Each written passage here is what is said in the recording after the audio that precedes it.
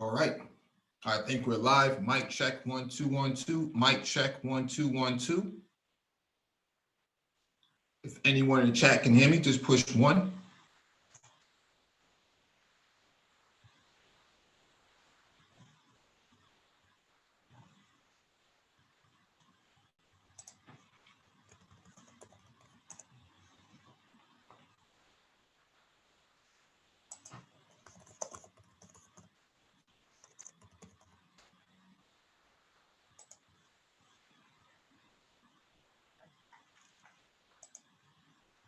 All right. Thank you for the confirmation. Welcome back to the Black Brain Trust. This is episode 460, Space and Technology. Please hit the like button as you come in. Share the video if possible. Hit that notification bell so you get all the updates from the Black Brain Trust, including those posted on the community tab. Docket and description beneath the video for you to follow along with. If you want to engage in the discussion, there'll be a link in the chat for you to click upon. When you click on the link, make sure you raise your hand so that one of us can acknowledge you and advance you to the panel.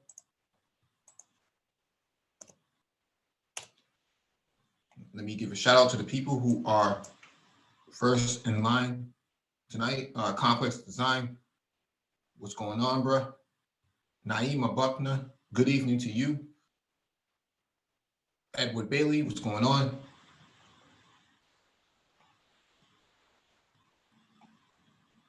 The Nameless Protagonist, what's good, bro? Black Scorpion, what's up? Dr. E460, what's going on?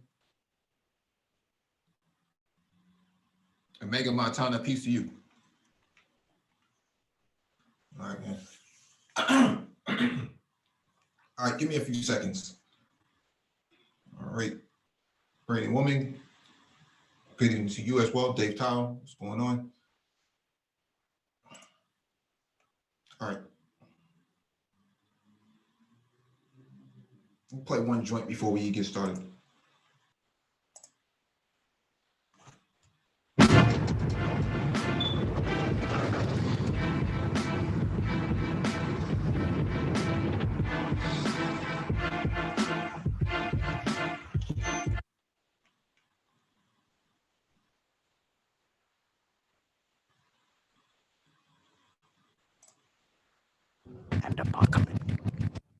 Got a hunger for the mic, my appetite strike late at night, food for thought, hold down the fort, up in the Port of Riches, last seen giving stitches, grab the cat by his gold mode crucifix, his team acting superstitious, one iron, one faking, reaching for his iron, one trying to get close, I got the toast and I'm firing, blood gushing, I think I hear sirens, commotion, still zoning, off the war potion. Yeah. One. Yo, we be the matches of circumference. My thought can't be altered, body, my controlled substance. For the key to this shit here is stamina imposter. A group of airlights, my team be deep like a roster. You lobster, you break the legs of all imposters. Cut the tongues off the snakes, this one hits my posture. A price of delight, I should always think twice. Remember, always think twice. This one fucking mistake, maybe coming awake here. So wake the fuck up, yo, wake the fuck up. Yo. Hey yo, straight up and down, don't even bring that type of shit around me. You liable to get your whole neck slapped off your shoulders. Quick, fast, faster than the eye blink. So I think you can live amongst the loudest MCs and DODs that I run with and collaborate my thoughts with to elevate to a higher standard. As I landed, whenever stranded, as we guard PR terrorists apprehended, analog suspects on the set. Dirty doctrine, killer concoction, rhyme rotten, stay plotting. Yesterday went grenade shopping, caught a nice one. Grab the vest up, this track I'm blessed to make it bloody, ugly, dip it in mud. My soldiers gonna love me, grab the mic, look into the sunshine way above me on my forehead. Today, have my daily bread, shared it with you. Make sure my fans are always fed. Now, I'm pulling wrestling moves on competition, headlock into submission while shots are licking, picking through crops of intuition. Yo, my brain starts to change, sorts of strange squad names brought in vain, caught the physical force of unexplained. For the battle of my life in the night, like this nigga grab a mic tight and strike with a flash like dynamite. Might so figure this, killer gets vigorous, a lyricist supremacist, attacking the track like native villages. Run, still pillaging, done, why?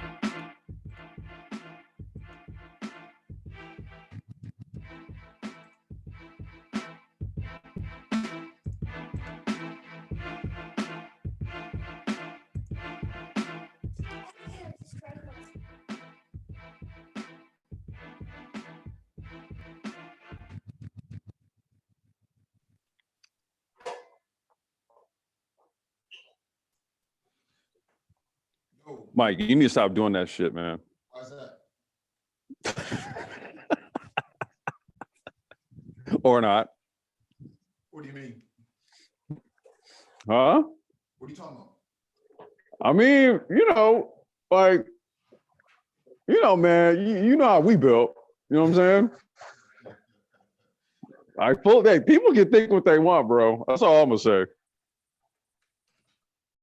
I didn't think you remember that track. Bro, I got that shit on vinyl. Okay.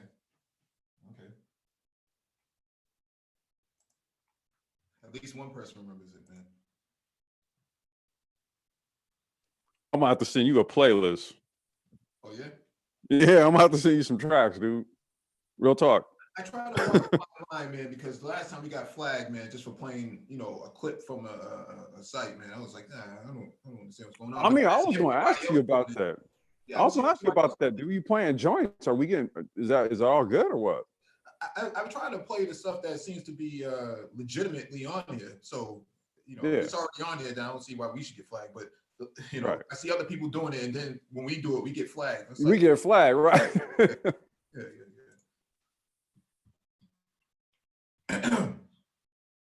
All right, man. Let me jump into this real quick.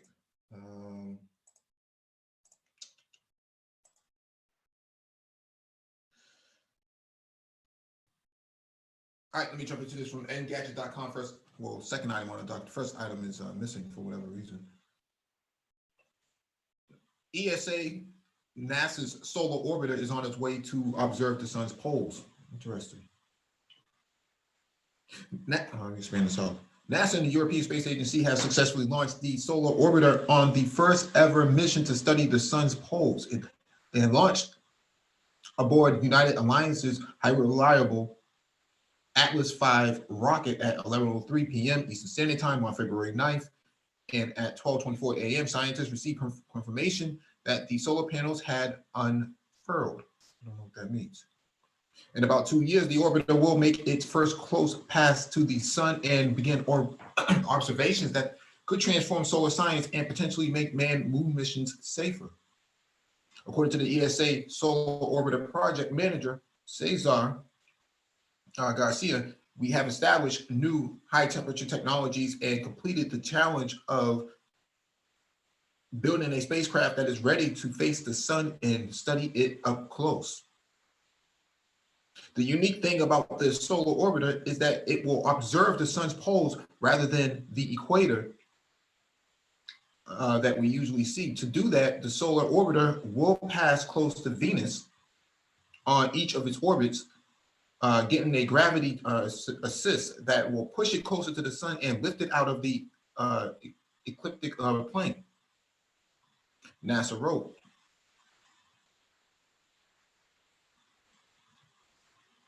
The solar orbiter is roughly the size of a large van and will house 10 instruments to capture data on the sun's magnetic field, atmospheric flares, and more. It will itself be protected by a titanium shield that's coated with a special material called solar black that will allow it to withstand temperatures of over 600 degrees Celsius or 1100 degrees Fahrenheit. Getting access to the poles is crucial to solar science.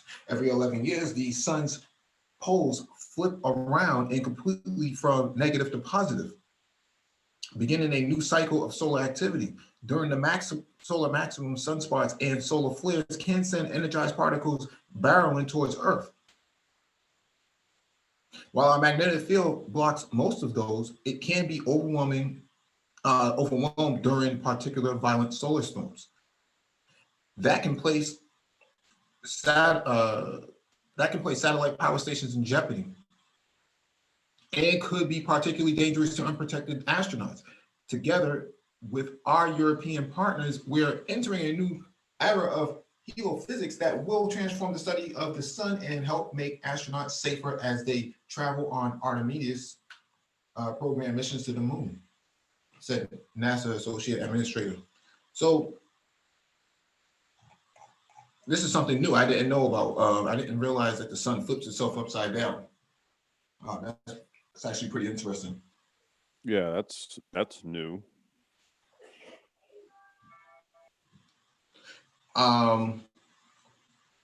But the fact that they're able to develop the material to actually get that close to it is actually pretty interesting because most of the time you leave something here, on Earth, man, that stuff burns up pretty quickly, in 120, 130 degrees. So I can't imagine, 1100 degrees, that thing is going to survive very long. I wonder how much impact it's going to have on radio waves, right? Because a solar flare would actually disrupt communications. But if you're talking about getting that close to the sun, it has to cause some other disruptions as well if you're that close to it. I mean, that's what I always kind of thought. Man. Unless there's some other communications protocol that's being utilized that is immune to the effects of the radiation that the sun emits. I don't know of such a thing, but I've always wondered that though. Yeah, I wonder if it's just recording and then it comes back and then it comes. Yeah, kind of like a black box. It just kind of records everything and then brings it back, rather than to send it out through radio communication. But it just seems very interesting that they would actually be able to get that close to the sun. That's actually not an easy feat because the Russians tried to get to, if I remember correctly, they tried to get to Venus multiple times and that thing failed. Yeah, I mean, hell, dude, I've never even tried to get close to the sun. It's been hot as hell just where I've been at. Never mind trying to get closer to that bitch. And it's interesting that they paint the stuff, the material that they're using is actually black, right? They call it solar black, right? The material. So melanated colorization of a product seems to fare better. Makes you wonder about who can actually survive in space. I know, right? Huh. All right. Next one item on the docket is from Forbes.com. Alien life on Jupiter, moon, Europa. A sure bet, space scientist says. This got to be interesting. Expand this out. All right.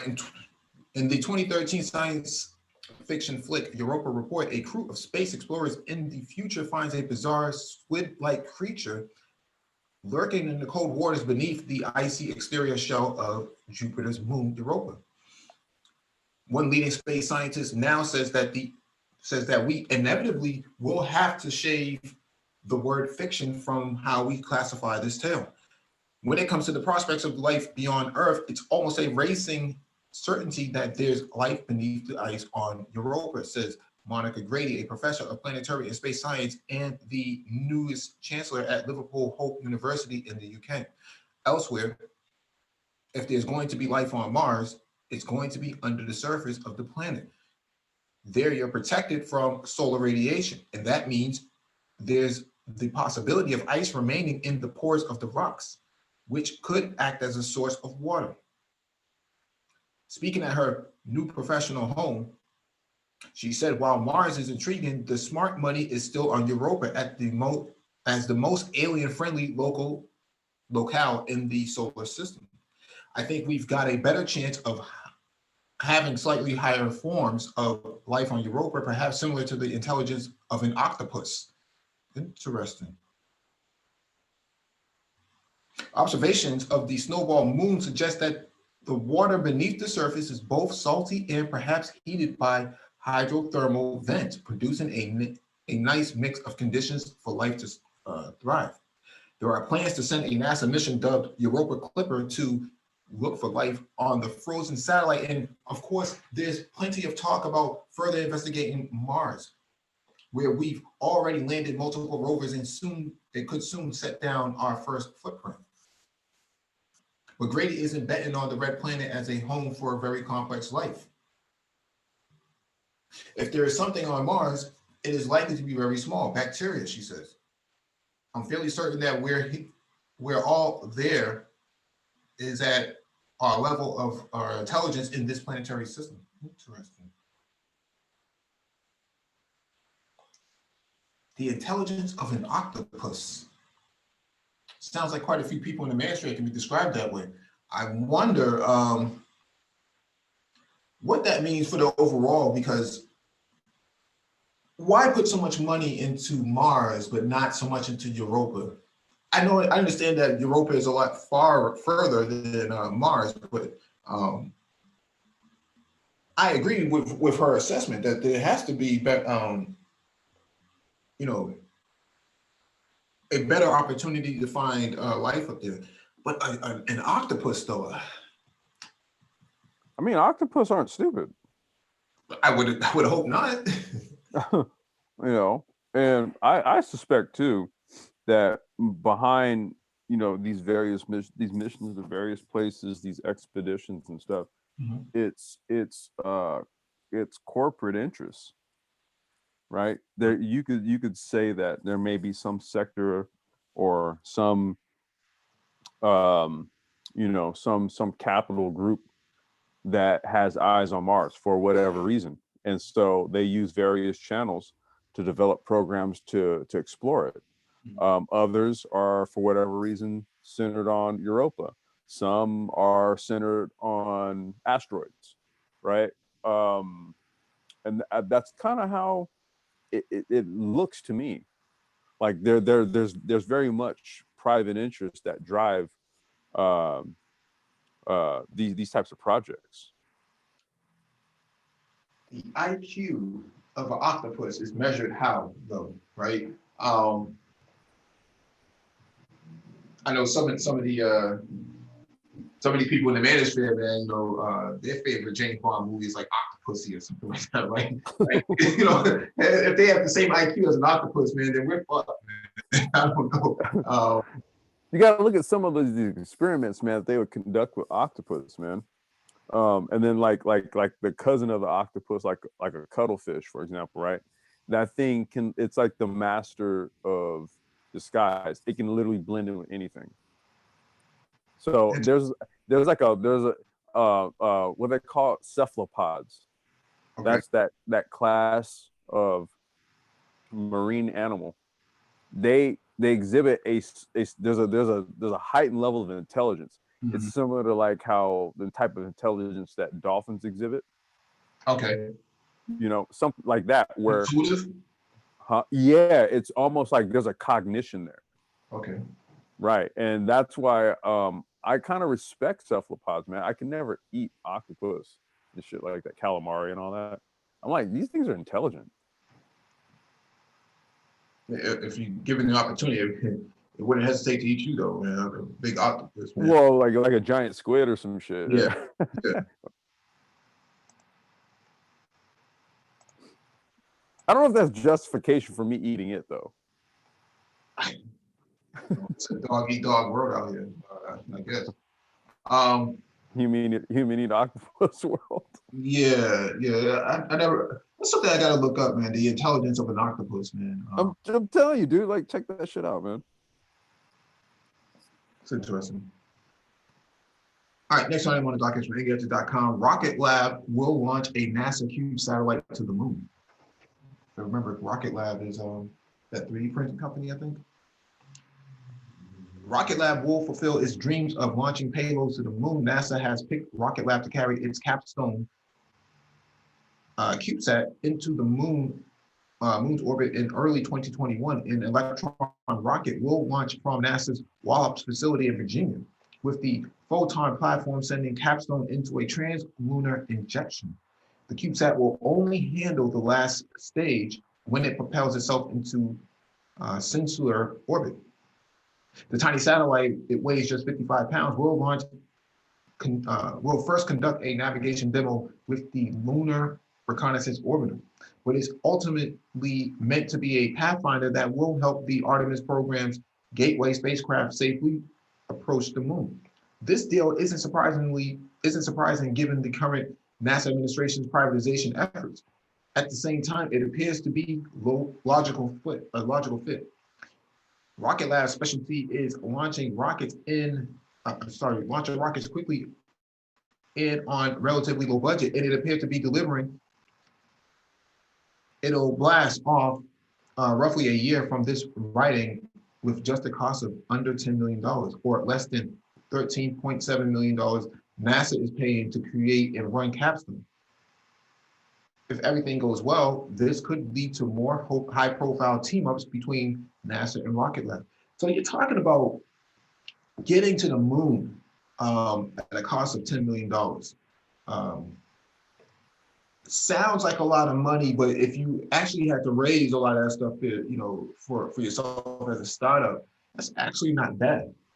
Well, I we think, looked on Start Engine when we did the electric vehicle hangout, and there was a like a police security robotics company.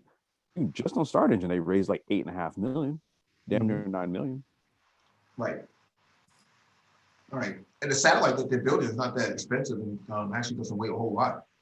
You're talking about 55 pounds and it has its own thrusters on it. So it's going to make its way there on its own and rendezvous with another mission. That's actually a pretty big feat, especially for what it's capable of doing. At $10 million, I think NASA spent something like $160 million trying to get to Mars. The fact that they could do it at a fraction of the cost is actually pretty significant, man. Right. I imagine a lot of the cost goes into research and development, not so much into the satellite itself. I mean, it's pretty much, those are like off the shelf components for the most part. You can kind of tabulate those costs. Well, I think Rocket Lab is actually the 3D printing company, right? That spun off from SpaceX, if I remember correctly. Okay. Let me look it up because that's going to bother me. That's interesting because, for thus far, I've only known of relativity.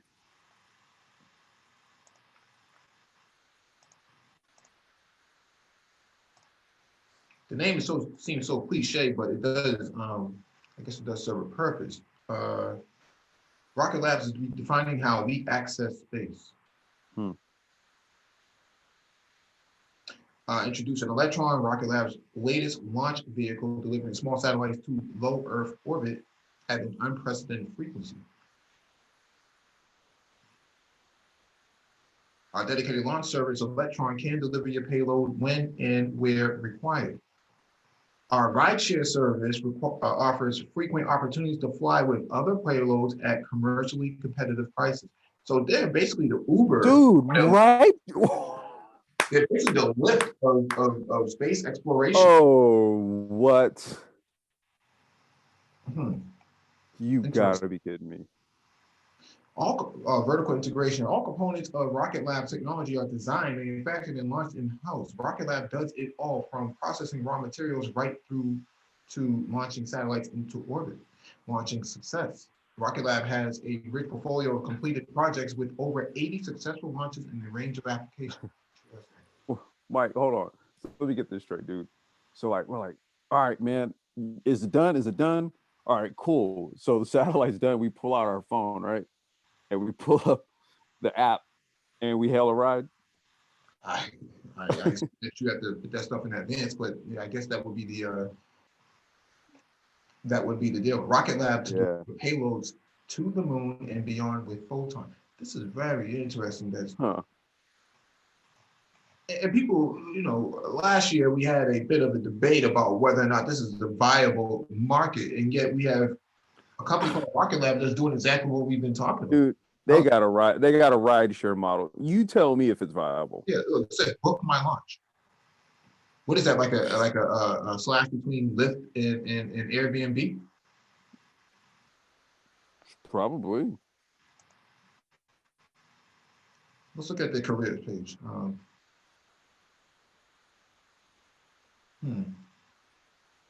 Manufacturing engineer, avionic test, aircraft technician, general applicants. So they're taking on all avionics. Battery assembly technician. Let's click on that for a second. Minimum of 3 years, relevant industry experience, a very high level of attention to detail and ability to produce work to an exceptional standard of accuracy. Use of common hand tools, screwdrivers, pliers, spanners, etc. Use of specialist tools and equipment, wire strippers, torque drivers, millimeter, multimeter, DC power supply, etc. Excellent communication skills, both verbal and written. the ability to work effectively in a team environment as well as autonomously, be able to read, understand, and follow manufacturing instructions and drawings, the ability to think creatively and question the status quo. Nothing about degrees, nothing about education. Very interesting. Battery assembly technician. About this role, as a high voltage battery technician at Rocket Lab, you will be tasked with assembling all the batteries that power Electron launch vehicle. This work will require previous assembly experience and extreme attention to detail to attain high level of reliability required for aerospace components. I mean, you know, and this is a part of the problem.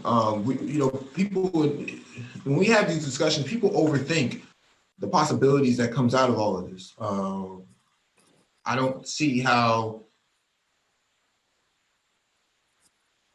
I don't see how this is even a big challenge. I mean, yeah, they got a lot of investment and stuff like that, but the idea is still on the table, right? It's just. It's like, look, there's a space race. Yeah. You know, there's a space race going on right now. Mm-hmm. I mean, it would suit you to go to a vocational school, man, like, you know, a trade school that focuses on computer electronics, but, you know, that's only a 1-year program. That would slot you right into one of these things. I'll have to go back to my old look at Python developer. I mean, the culture, man, is the culture in these industries, SpaceX, Rocket Lab, you know, Relativity Labs, and it's just different. You know, they don't really put all that much pressure on their candidates. And I think what's happening here is that people are just walking away, leaving stuff on the table that is possible where you can actually, and the thing is, you do your tenure here, you do about 5 years here, and you bail out, you start your own joint.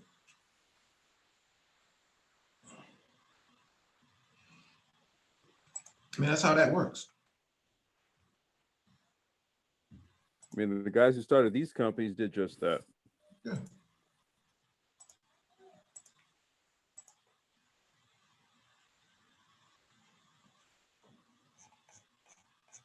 All right. Next item on the docket is from livescience.com. How dark is the cosmic web? The dark web ties the universe together. Now we can see it. I'm not going to read this whole thing. It's about 10 minutes long, so I'm not going to put too much emphasis behind it. I'll read the first few paragraphs. The universe is permeated by a vast invisible web, its tendrils weaving through space. But despite organizing the matter we see in space, this dark web is invisible. That's because it is made up of dark matter, which exerts a gravitational pull that emits no light. That is, the web was invisible until now. For the first time, researchers have illuminated some of the darkest corners of the universe. A long time ago, the universe was hotter, smaller, and denser than it is now. It was also, on average, much more boring. There wasn't much variation in density from place to place. Sure, space was much more cramped overall, but in the same universe, no matter where you went, things were pretty much the same. But there were tiny random differences in density. Those nuggets had slightly more gravitational pull than their surrounding neighborhood, and so matter tended to flow into them. Growing bigger in this way, they developed an even stronger gravitational influence, pulling more matter in, causing them to be bigger, and so on for billions of years. Simultaneously, as the nuggets grew, the space between them emptied out. Over the course of cosmic time, the rich got richer and the poor got poorer. Eventually, the dense patches grew to become the first stars, galaxies, and clusters, while the space between them became the great cosmic voids. Now, 13.8 billion years into the massive construction project, the job isn't quite finished. Matter is still streaming out of the voids, joining groups of galaxies that are flowing into dense, rich clusters. What we have today is a vast, complex network of filaments of matter, the cosmic web. The vast majority of matter in our universe is dark. It does not interact with light or within any of the normal matter that we see as stars and gas clouds and other interesting things. As a result, much of the cosmic web is completely invisible to us. Fortunately, where the dark matter pools, it also drags along some regular matter to join the fun. In the densest pockets of our universe, where the gravitational whispers of dark matter have influenced enough regular matter to coalesce, we see light. The regular matter has converted itself into stars. Interesting. Like a lighthouse on a distant black seashore, the stars in the galaxies tell us where the hidden dark matter lurks, giving us ghostly outline of the cosmic web's true structure. With this biased view, we can easily see through clusters. They pop out like giant cities, even from a red-eye flight. We know for sure there's a tremendous amount of dark matter in those structures, since you need a lot of gravitational oomph to pull together that many galaxies. And on the opposite end of the spectrum, we can easily spot the voids. They are the places where all the matter isn't. Because there are no galaxies to illuminate these spaces, we know that they are, by and large, truly empty. So I find this to be interesting because, I'm not going to read this whole thing. I find this to be interesting because how do you measure time in these, in relative to the universe itself? You cannot use the time that we, on Earth. It doesn't calculate very well because the time that it takes to see a star, right? A star is what, a light year, right? Mm-hmm. So how are they calculating this? Well, I mean, I've always understood, time as a tool of measurement, Mm-hmm. right? So I think from a terrestrial standpoint, right, everything that happens terrestrially happens based on a 24-hour, time clock, and we can break it all up, right? So there's 24 hours in the day, and then within each hour, 60 minutes, the seconds, et cetera, et cetera. And then what we can do is we can actually schedule events based on that, right? See, so time, as we understand it conceptually, does that. It tracks the events of the day, okay? And so when you kind of get out of that realm right there in terms of like the application of time, then it becomes very fuzzy when you try to apply it to things that don't necessarily track an event or anything. So, like, don't ask me what the fuck a light year is.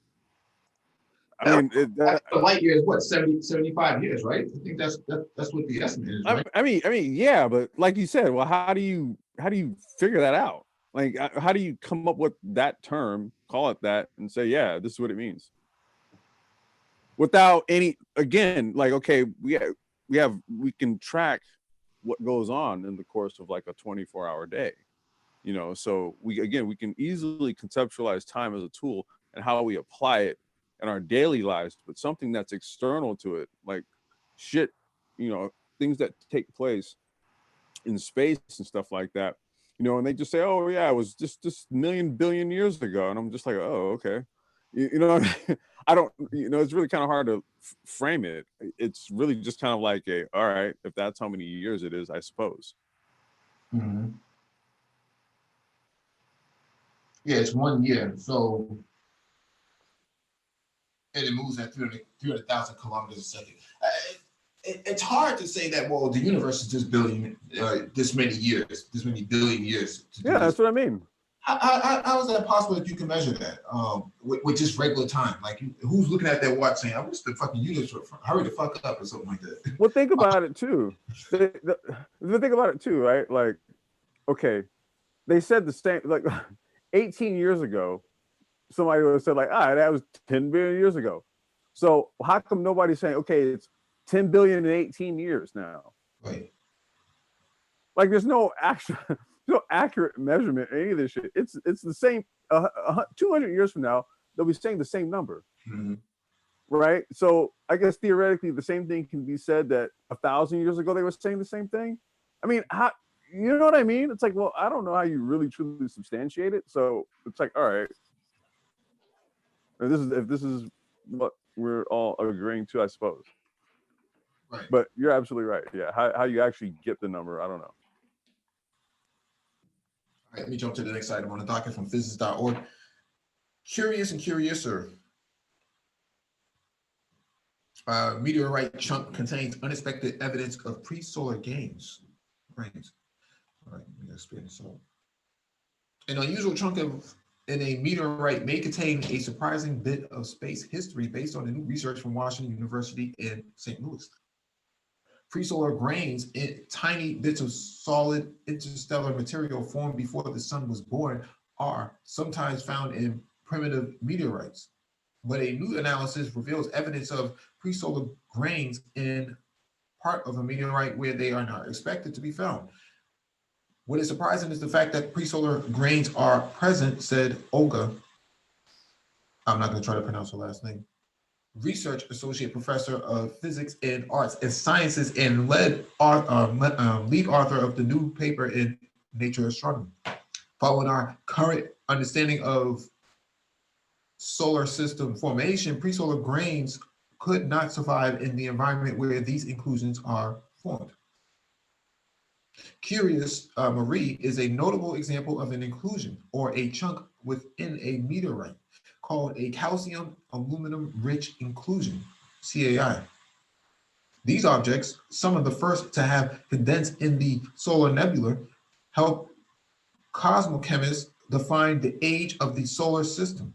This particular chunk of meteorite from the collection of the Robert A. Pritzker Center for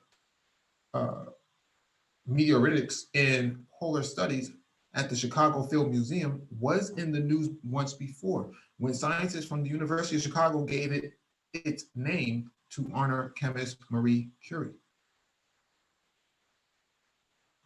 For the new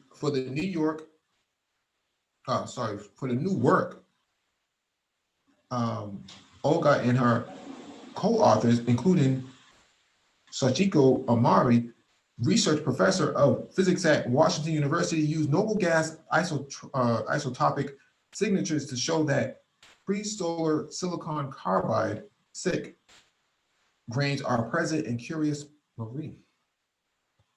That's important because pre-solar grains are generally thought to be too fragile to have endured the high temperature conditions that existed near the birth of our sun. But not all CAIs were formed in quite the same way. The fact that SiC is present in refractory inclusions tells us about the environment in the solar nebula at the condensation of the first solid materials. The fact that SiC was not completely destroyed in Curious Marie can help us to understand this environment a little bit better. Many refractory inclusions were melted and lost all textual evidence of their condensation, but not all. Olga and her collaborators used two mass spectrometers built in-house at Washington University to make their observations. The university has a long history of noble gas work and is home to one of the best equipped noble gas laboratories in the world. Still, this work was uniquely challenging. The researchers had 20 milligrams of Curious Marie to work with, which is a relatively large sample from a cosmochemistry perspective. They heated it up incrementally, increasing temperature and measuring the composition of 4 different noble gases released at each of 17 temperature steps. Experimentally, it is an elegant work. And then we had a puzzle of a noble gas of isotopic signatures to untangle. For me, it is like solving a mystery. Others have looked for evidence of SiC in such calcium aluminum rich inclusions in meteorites using noble gases before, but Olgert's team is the first to find it. So this is I think we covered something like this a year or so ago, and they were talking about the bacteria that creates human life was actually found on a asteroid or something like that, and that there's a possibility that the bacteria that was used to form human life actually came from somewhere else and not from here. Yeah, we did cover that about a year ago. Yeah, it's very interesting though.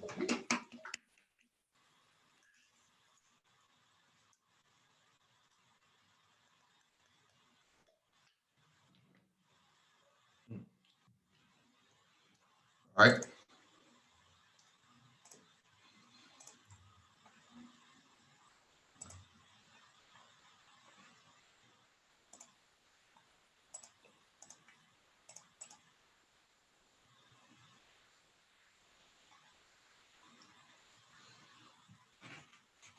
All right, this is from ktpress.rwanda. Rwanda satellite-powered internet due next year. They don't like you though. Oh man.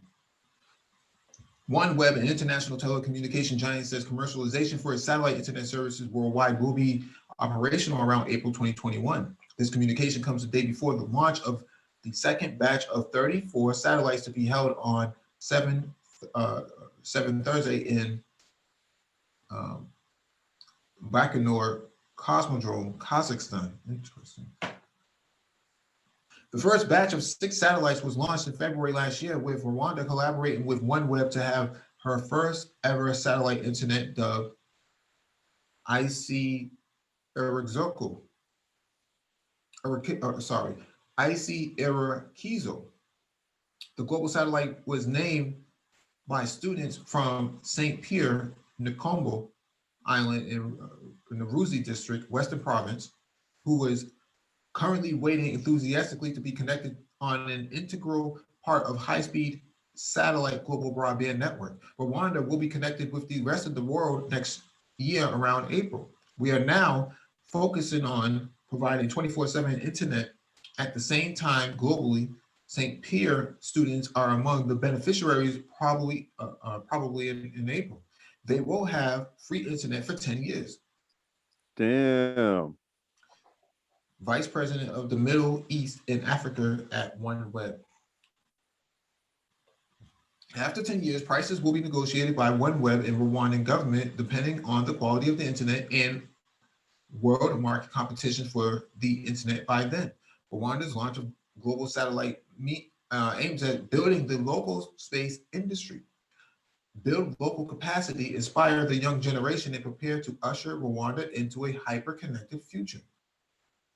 The second launch of 34 satellites will rapidly grow OneWeb installation of 684 satellites by 2021. Each satellite forms a basis of the high-speed global satellite broadband network. The global commercialization of internet services will start with maritime aviation, the government in late 2020, and enterprises like schools in 2021. The satellite service does not target St. Pierre students only because they were chosen to name the satellite. Our dream is to see all the schools and communities in Rwanda connected to the internet and the global at large. Here's a picture of them.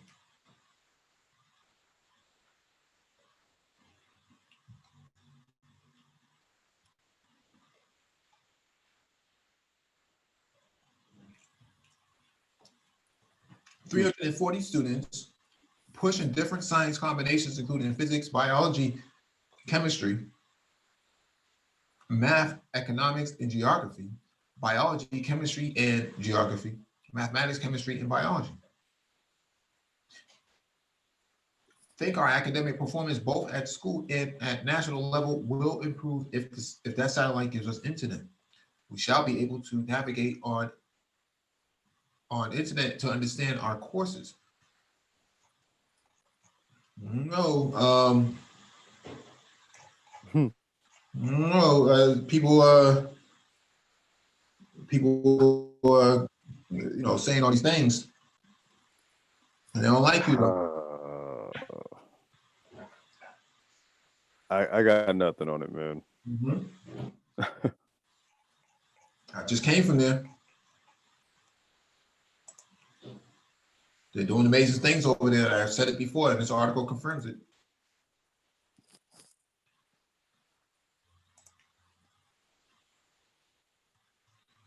All right, I think we covered this other article. Did you have the SpaceX launch from today on the docket? No. Oh, they launched another 60 satellites today. Yeah, I think that that's for the Star. What is it? Starlink or what is that called? Yeah. Yeah.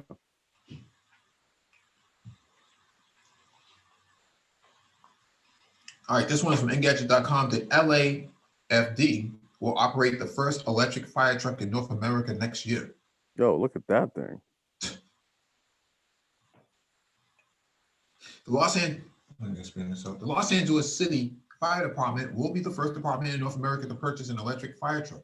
It is confirmed that it has to put in an order for a model from Austrian-based manufacturer Rosenbauer, and will take delivery of it next year.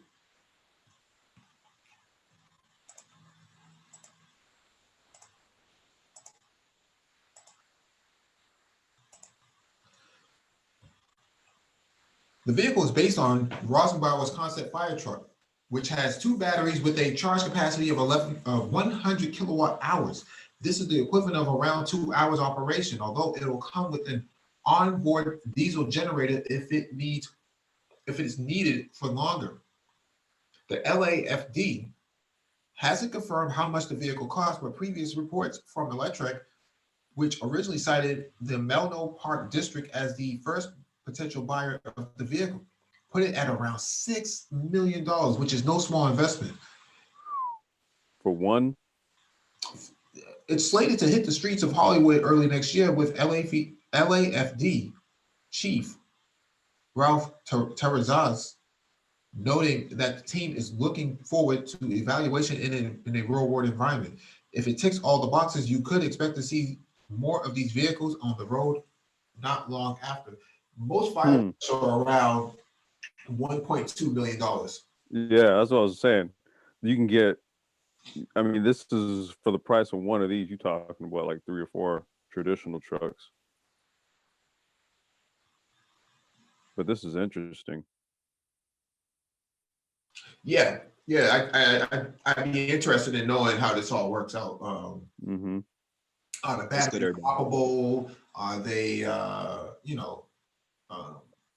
what's the warranty on it? Fire trucks usually last a long time. They're not. Yeah, that was my question on it. Like, okay, what is the benefit? Well, the benefit for who? The fire department, or for the state itself? Well, I'm just saying, I guess use case, right? Like how, because one thing we can say about fire trucks is they do last a long time. So I don't know. So is the maintenance the issue? Is it capability? Is this thing capable of doing things that a traditional fire truck can't? I'm just curious, kind of like, what's the reasoning or the logic? Like, what's the selling point behind? Because electric fire truck, that's not something I've ever heard of. Well, because it was an electric vehicle in terms of the mass scale of it, right? We already have electric semi trucks, right? So it shouldn't be difficult to create a. I mean, we covered an article last month about electric dump trucks from Mercedes. So, I mean, I can see the application in that. I guess for a fire truck, though, I mean, I'm just like, because again, this one's $6 million. Traditional fire trucks like 1.2, and so I'm like, for that, damn near form is the $3.8 million, increase on the price tag. What am I getting? Yeah, that'd be interesting. I'd be interested in understanding that as well. Yeah. It must do multiple things. Yeah, that's what I mean. I'm curious, like, what is this? I mean, because they even look at it, Well, this might just be a. Is that just what they said, the concept that it's based on? Yeah, I think that's what it is. But it sounds okay. But if I'm just looking at the picture, it looks like some kind of rescue truck rather than an actual fire truck, right? Right. Yeah, I mean, okay, so let's say if it had rear wheel steering, it can get around corners really, really good, and it's Mhm. if the objective is to start the replacement of their fire trucks, and I don't doubt that their fire trucks probably were built 30 years ago. Hmm. This is probably the next evolution, right? Why not start?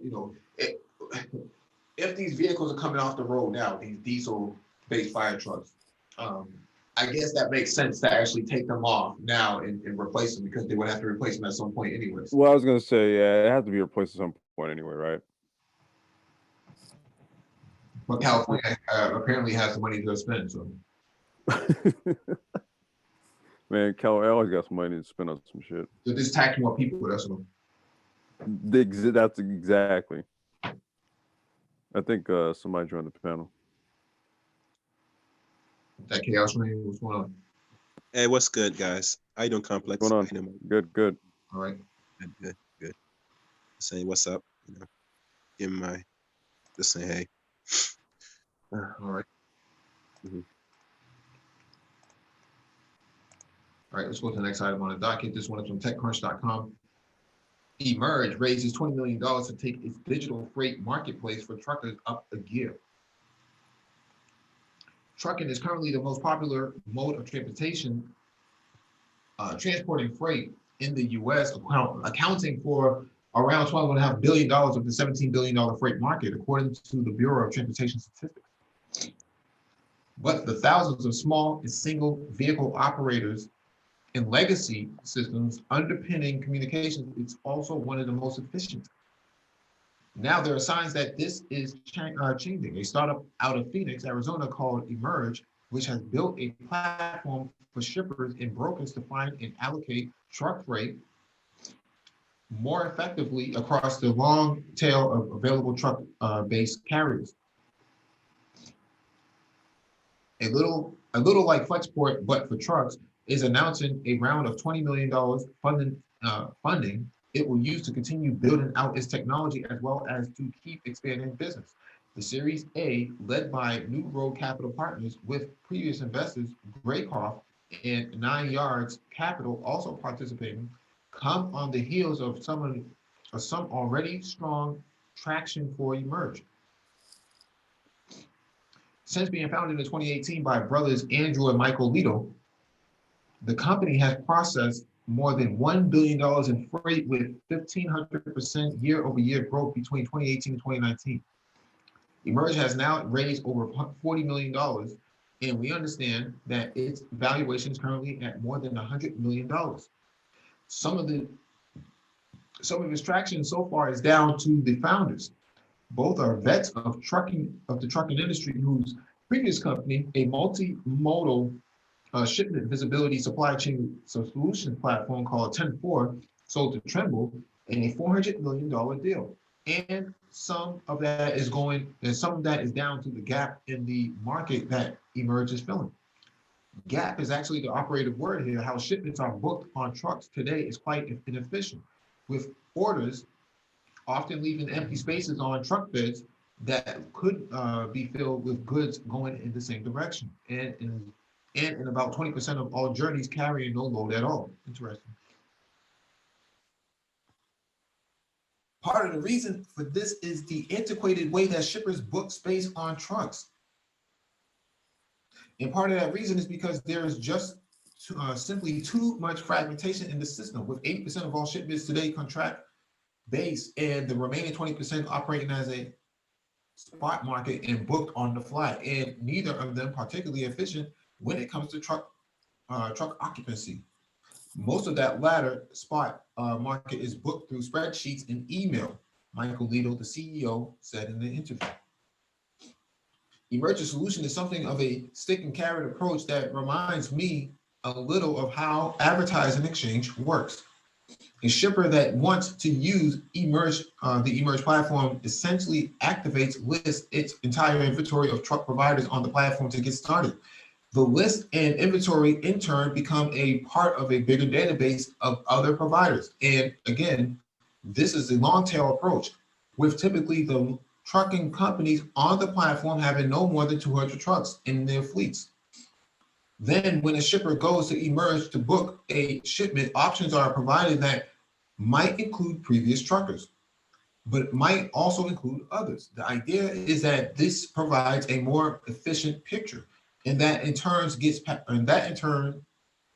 passed on as cost savings to the customers, who can typically reduce shipping costs by as much as 20% using the platform. If the cost savings and expanded choice are the carrots, the stick comes in the form of the requirement to upload truck data and share it with other shippers. You can't use the system without doing it. This is kind of like a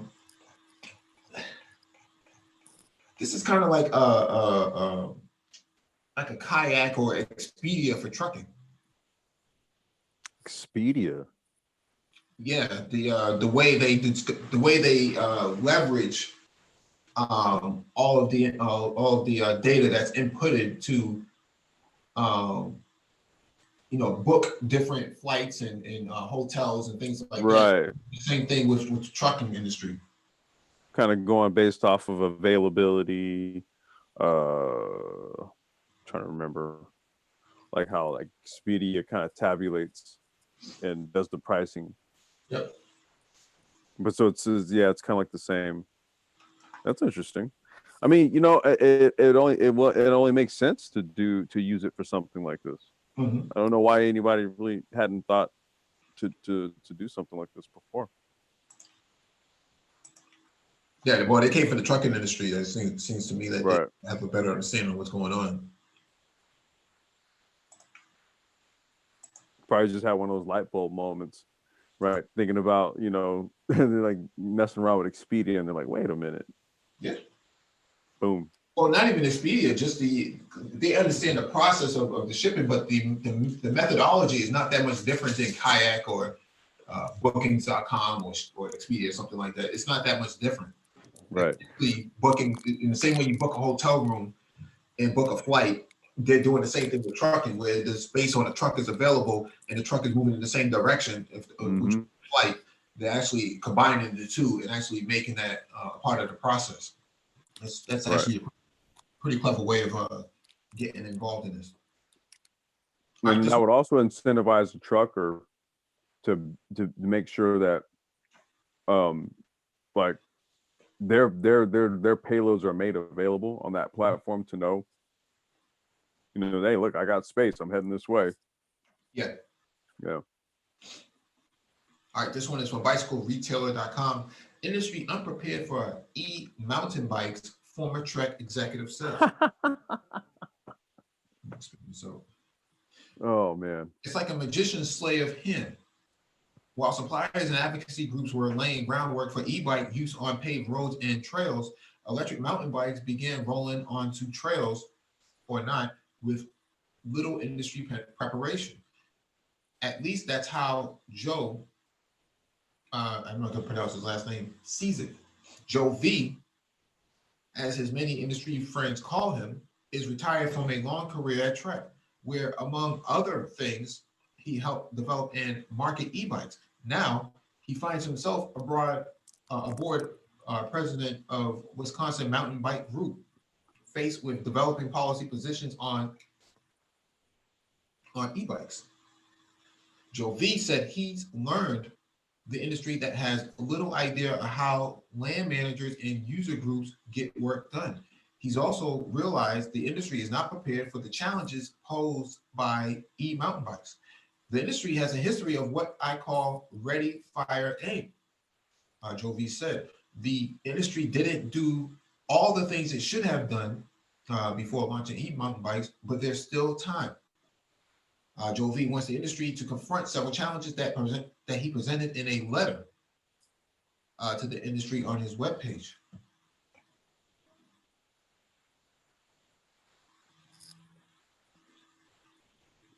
It is widely acknowledged that the confusion over off-road access, perhaps even more than access itself, is the largest challenge facing e-mountain bike sales in the US. Optimists point to the miles of dirt roads and trails that are open to bikes in many regions, but even they concede the patchwork of land manager policies puts off potential buyers and retailers. Jovi said the industry isn't prepared to lessen that confusion with an access database and communication, nor has the industry helped develop trail etiquette for e-mountain bike riders. You know, the trail etiquette sign with the triangle, showing that hikers should yield to horses and bike riders should yield to everyone. Where does an electric mountain bike fit into that? It should go back to the purchasing experience. There should be a hang tag about how you should ride and where you can ride. Instead, people ask the bike shop salespeople, and they don't have a clue. So they do what they always do, which is make it up on the spot. So you have 83 different versions of bad information out there. That's very interesting. It's bullshit, dude. Here's what it is, man. So a few years back, my partner Tim, you know, the guy who runs BME bikes, he used to go to all of like the trade shows and stuff, right? And so the one thing that was being said was that by 2018, 2019, the market's going to flip. And because you have the onset of not only like the higher end e-bikes, but you also have the cheap Chinese stuff that is flooding the market. And so people can get like a 700 watt hub motor mountain bike for like $500-600. And, you know, like your high end Raleighs and the, trying to remember some of the other ones that are out there, they cost the same. So what's happening here is that the traditional bike market is taking a hit from the e-bike market. So now what they want to do is they want to say, hey, well, you know, e-bike and e-bike riders, they're these different class of bike riders and all this type of shit. And what they're trying to do is basically make it to where there's some sort of new set of regulation to govern e-bike usage. And it is utter bullshit. Mm-hmm. That's really what this is, dude. That's why I started laughing as soon as he talked about it, because there is, especially in the mountain bike community, there's definitely a split. The traditional dudes, they're like, man, fuck those things. But the guys who are like early adopters and their stuff, they're like, look, man, if you and I got up on this on a course and went at it, I will smoke you. And so you have two different schools of thought. There's some people who are they like the idea of a pedal assist electric bike because it's still a bike, you're still riding it. Right. It's just that it's like your power is amplified by like anywhere from 3 to 5 times the power you put out, depending on how you have the setting. You know, so I don't know. It's a potato sort of thing. I love mid-drive electric bikes, to be honest with you. That's my thing. So. All right, let's go to electric.co, which is the next item on the docket. More police departments adopting high-power 50-mile-per-hour electric bicycles for cops. Interesting, man. No mud flaps, no mud guards, though. Interesting. Electric bicycles are becoming an increasingly common form of patrol vehicle in police departments around the world, but while some police departments have opted for tamer rides, others are interested in rolling out higher power electric bicycles for patrol use. One of the more impressive models so far has been the Top Cop e-bike from Delphos. Delphos Top Cop e-bike is based on the company's consumer level version, the Top 2.0. That bike has a rated top speed of 50 miles per hour, making it one of the fastest production electric bicycles on the market.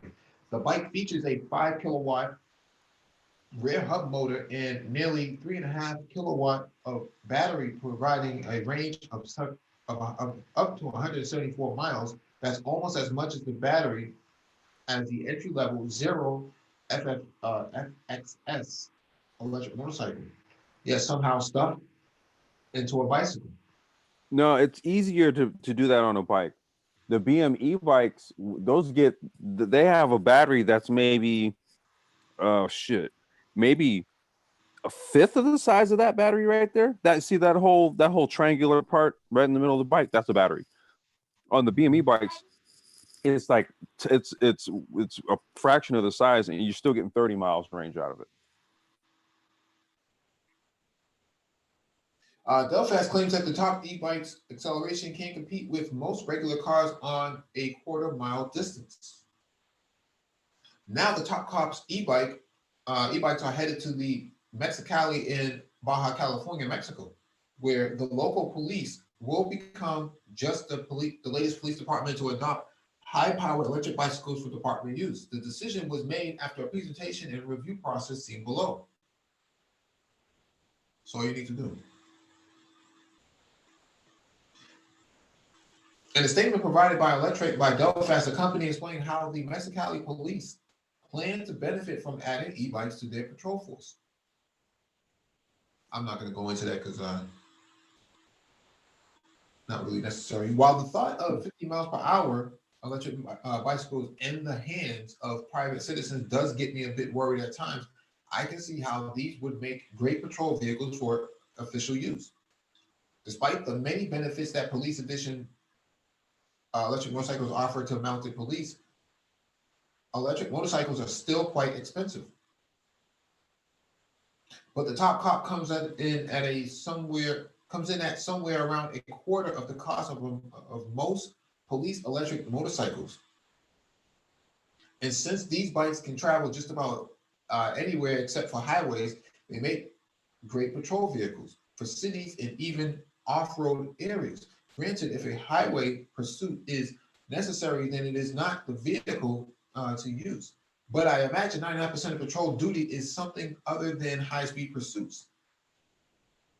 I love how much battery these things are packing. A 3.5 kilowatt hour battery on an e-bike is huge. I've ridden electric motorcycles with half that much battery.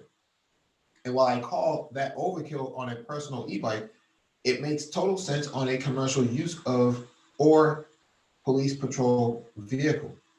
These things are being ridden all day, and the last thing you want to deal with is pulling over for a charge while you're on the job.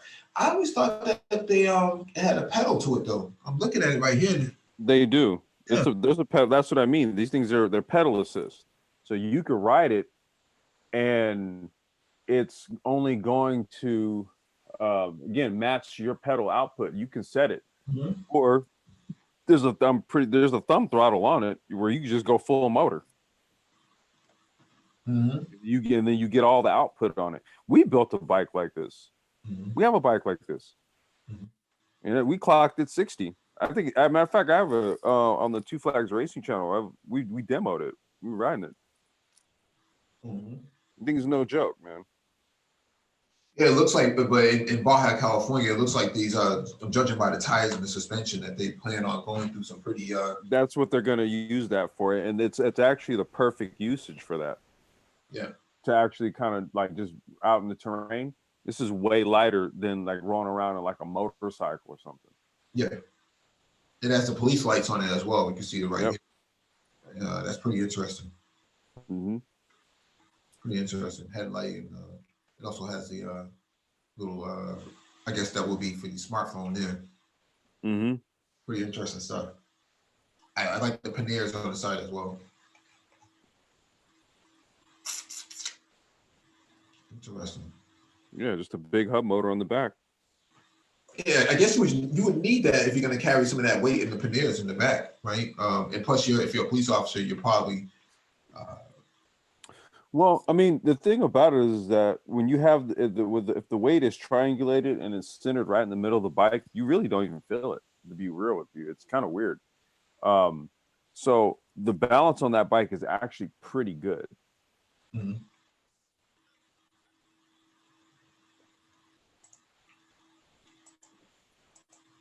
All right, get to the next item on the docket. This one is from Engadget.com. U.S. House panel will discuss self-driving cars next week. On February 11th, a House panel will hold a hearing that could help shape the future of self-driving vehicles in the U.S. The Consumer Protection and Commerce Subcommittee under the Energy and Commerce committee will hear from trade groups representing the automotive, tech, and transportation industries. They'll tackle several concerns regarding self-driving vehicles during the hearing, which is entitled Autonomous Vehicles, Promises and Challenges of Evolving Automotive Technologies. I mean, the fact that they have a subcommittee under U.S. the Consumer Protection and Commerce, there's so much bureaucratic red tape in the United States, it's ridiculous. So many people have their hands involved in this type of stuff. As Reuters notes, Congress has yet to reach an agreement on self-driving legislation, even after working on one for years. Based on the hearing memorandum, it sounds like the panel will be discussing the role of the federal and state governments in the development and deployment of self-autonomous vehicles. They might also discuss consumer issues, such as passenger safety concerns and proper testing and development, as well as the growing cybersecurity concerns for connected and automated cars. Energy and Commerce Committee Chairman Frank Pallone and Subcommittee Chair Jan Shakowski said in the statement, manufacturing of autonomous vehicles and semi-autonomous technologies are working to transform the way we travel, and we must ensure that these technologies are rigorously tested and properly deployed with necessary safety oversight and accountability. The panel's witnesses for the hearing include John Bozella, the president and CEO of Alliance for Automotive Innovation, which represents GM, Toyota, Volkswagen, and among others. Consumer Technology Association head Gary Shapiro will also be there, as well as Jeff Toolin, San Francisco Municipal Transportation Agency's Direction of it should say director, it says direction. Director of Transportation. There's so many people involved in wow. Just like, where are all these people, man? Who are all these people? Well, look, and you know, the other thing is and it's not even sort of like a, hey, naysayers, but just to show this is what's happening in the political halls right now. They're wrangling out all of the shit. Yeah. To deploy it, basically. Right. Interesting, man.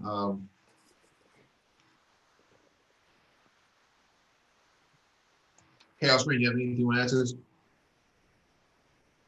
Well, I have one important question. It's a little bit off what you just read. You were talking about the continent Africa. Let's say a man like myself or anybody wants to venture to the continent just to give it a shot. What location a person should start? That's really off topic from what we're talking about. I know. No, he said it was off topic. Yeah. We'll answer that after. I don't want to go too far off topic. Okay. All right, good. Oh, we got another article. Okay. Yeah. This one from electric.co. Jeep unveils electric bicycle with massive 1.5 kilowatt peak motor and Super Bowl ad. Yeah, car companies are going to have to start expanding their their portfolio to be a transportation company. This is where it's coming down to. Yep. I mean, you won't be four-wheeling. I guess you just call that two-wheel drive or something. One-wheel drive? No, look at that. I think that's the Bosch mid-drive kit right there. Yeah.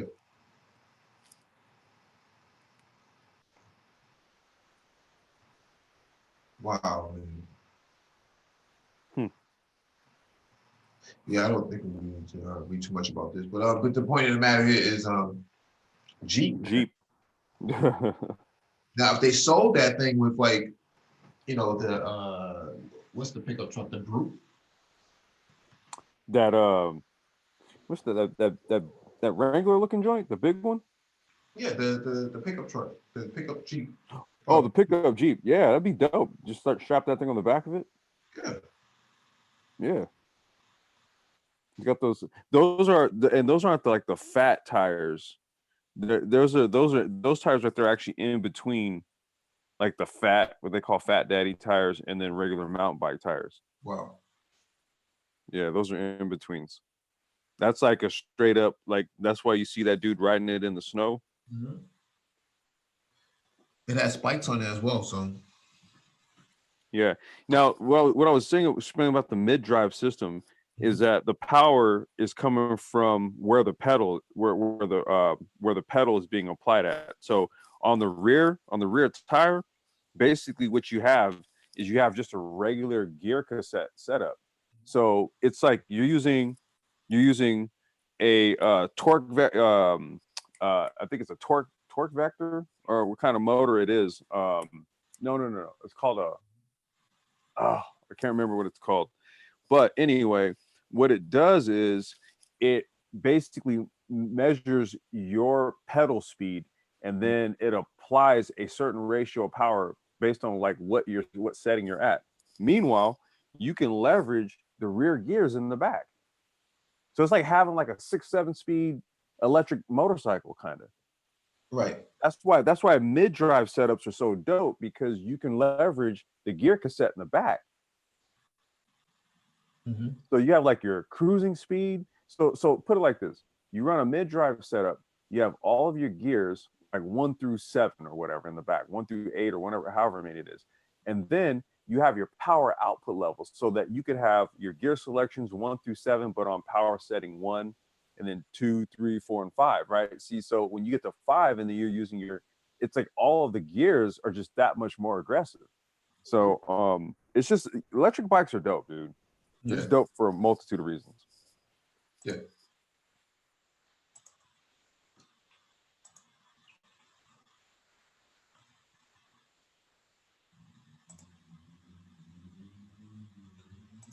All right. Jump to the next item on the docket. I'm actually making good timing right now. This one's from Engadget.com. Apple may be testing Macs with AMD processors.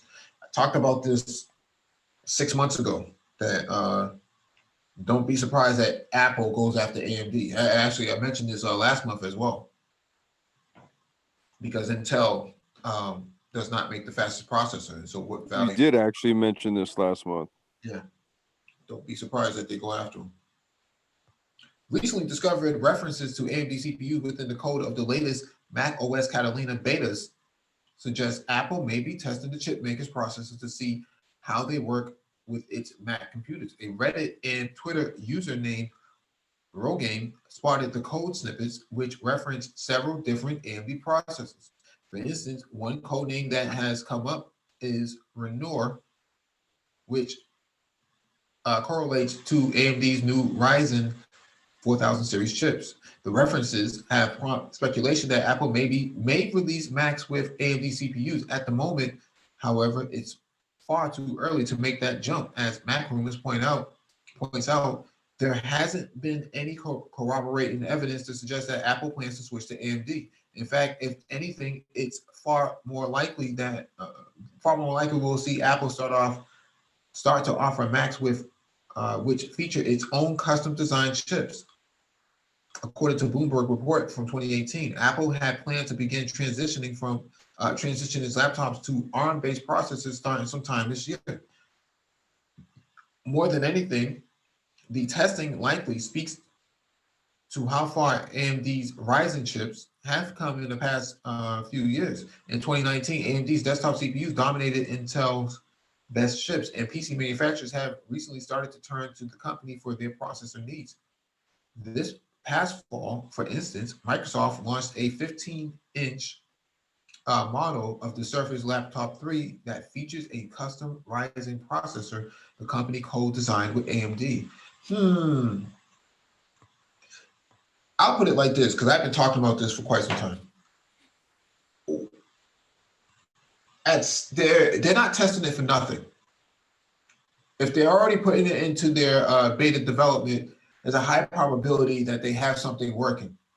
It's just a matter of introducing it to the market. And just because they design these sort of their own custom chip on an ARM processor does not have the same megaflops and gigaflops of computational power that, let's say, a Ryzen CPU does. There is nowhere near it. If it's nowhere near an Intel processor, it's nowhere near an AMD processor either. So that being said, would it make sense for them to actually add a lower spec processor to their system? What value would that serve for them? Well, you couldn't do that and then justify the increase in the cost of the next model of MacBook. Yeah, but the thing is, I mean, okay, the battery's going to last 10 times longer. Yeah, that being true. What value does that serve if your performance is subordinate to all the other processors on the market? It doesn't make a whole lot of sense. Well, that's what I mean. It's kind of like, well, that would not, for all of that, I just go get a Chromebook and call it a day. Maybe Apple has an idea up their sleeve that they will have their own Mac Chromebook sort of setup, right? It wouldn't be an iPad, but it would be a very low spec entry level MacBook. Aren't they supposed to be doing something like that for the iPhone? Aren't they supposed to be putting out like some coming out with like some real like low cost iPhone or something like that? I don't know about that, but if you're Apple, you only have to go back 20 years to remember the iBook. And the iBook was exactly that, an entry level. It was like the low cost. Yeah, it was. That's right. Right. It sure was. The entry level spec of the Mac product line, right? Yeah, it was below that of a Power Mac. If you wanted a Power Mac, you were a power user. But if you just wanted something for basic everyday, you got an iBook. You had this sort of plasticky ABS. It was white, right? Wasn't it like a white, plasticky, white type of little small? Variety of colors, orange, and purple, and pink, and stuff like that. That's right, it did, yeah. So my friend's girlfriend had a white one. That's what it was. All right. Yeah. And so I think that maybe how Apple may be playing this out, that they'll come out with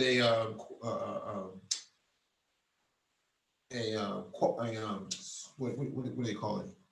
An ARM-based chip, iBook sort of setup, and then on the higher end, right? On the higher end, the AMD would come in because they're right. Intel anyway. So what value would the Intel really serve for them? Right, and then that's when they just chuck deuces to the Intel. Yeah, I mean, it could be possible that the new Mac Tower would have an Intel processors replaced with an AMD processor. I think that's maybe where they're going. Because AMD doesn't use enough chips to supply. Now that scenario makes sense. That makes sense, especially if they're looking to bring back. Now, if they do that, okay, does the Air just become that? Or do they phase out the Air? No, the Air is a premium product, so people are going to pay for it. But the what that does is it opens up the entry level market. So now they get to compete at the $300, $400. They get to compete with the Chromebooks, right? Yeah, because Chrome is coming. It's not a matter of if, it's already here, and Google's already testing. Actually, they've already launched or have a scheduled launch for a Chromebook with AMD processors. I think we covered that about a month or so ago. So you have these fast processors with a Chromebook. That's a problem. It's a big problem. Microsoft saw the writing on the wall, and that's why they have a 15-inch Surface ProBook with an AMD processor in it. So Apple's not stupid. Apple's looking at this and saying, how do we get more performance? Because if you let Microsoft tell the story, or if you let Microsoft put out a product that's better than Apple's performance, then it's kind of like, well, what's the point? What's the point in buying Apple if it's going to be half the price and twice the performance? Yeah, Super Trish said Ajisa had a pink iBook too. Maybe it was an Aldo book. Oh shit! Is Ajisa here to defend himself, man? Oh yeah. I wondered, is he here to defend himself? No, I haven't heard from him in a while, man. All right, let me jump to the next item on the docket.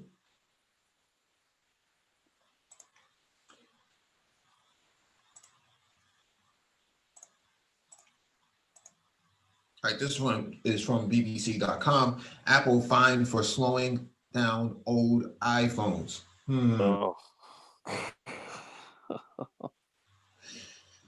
The fine was imposed by France's competition and fraud watchdog, which said consumers were not warned. In 2017, Apple confirmed that it did slow down some iPhones, but said it only did so to prolong the life of the devices. Apple said in the statement that it had resolved the issue with the watchdog. Why does Apple slow down old iPhones? Many customers had long suspected that Apple slowed down older iPhones to encourage people to upgrade when a new one was released.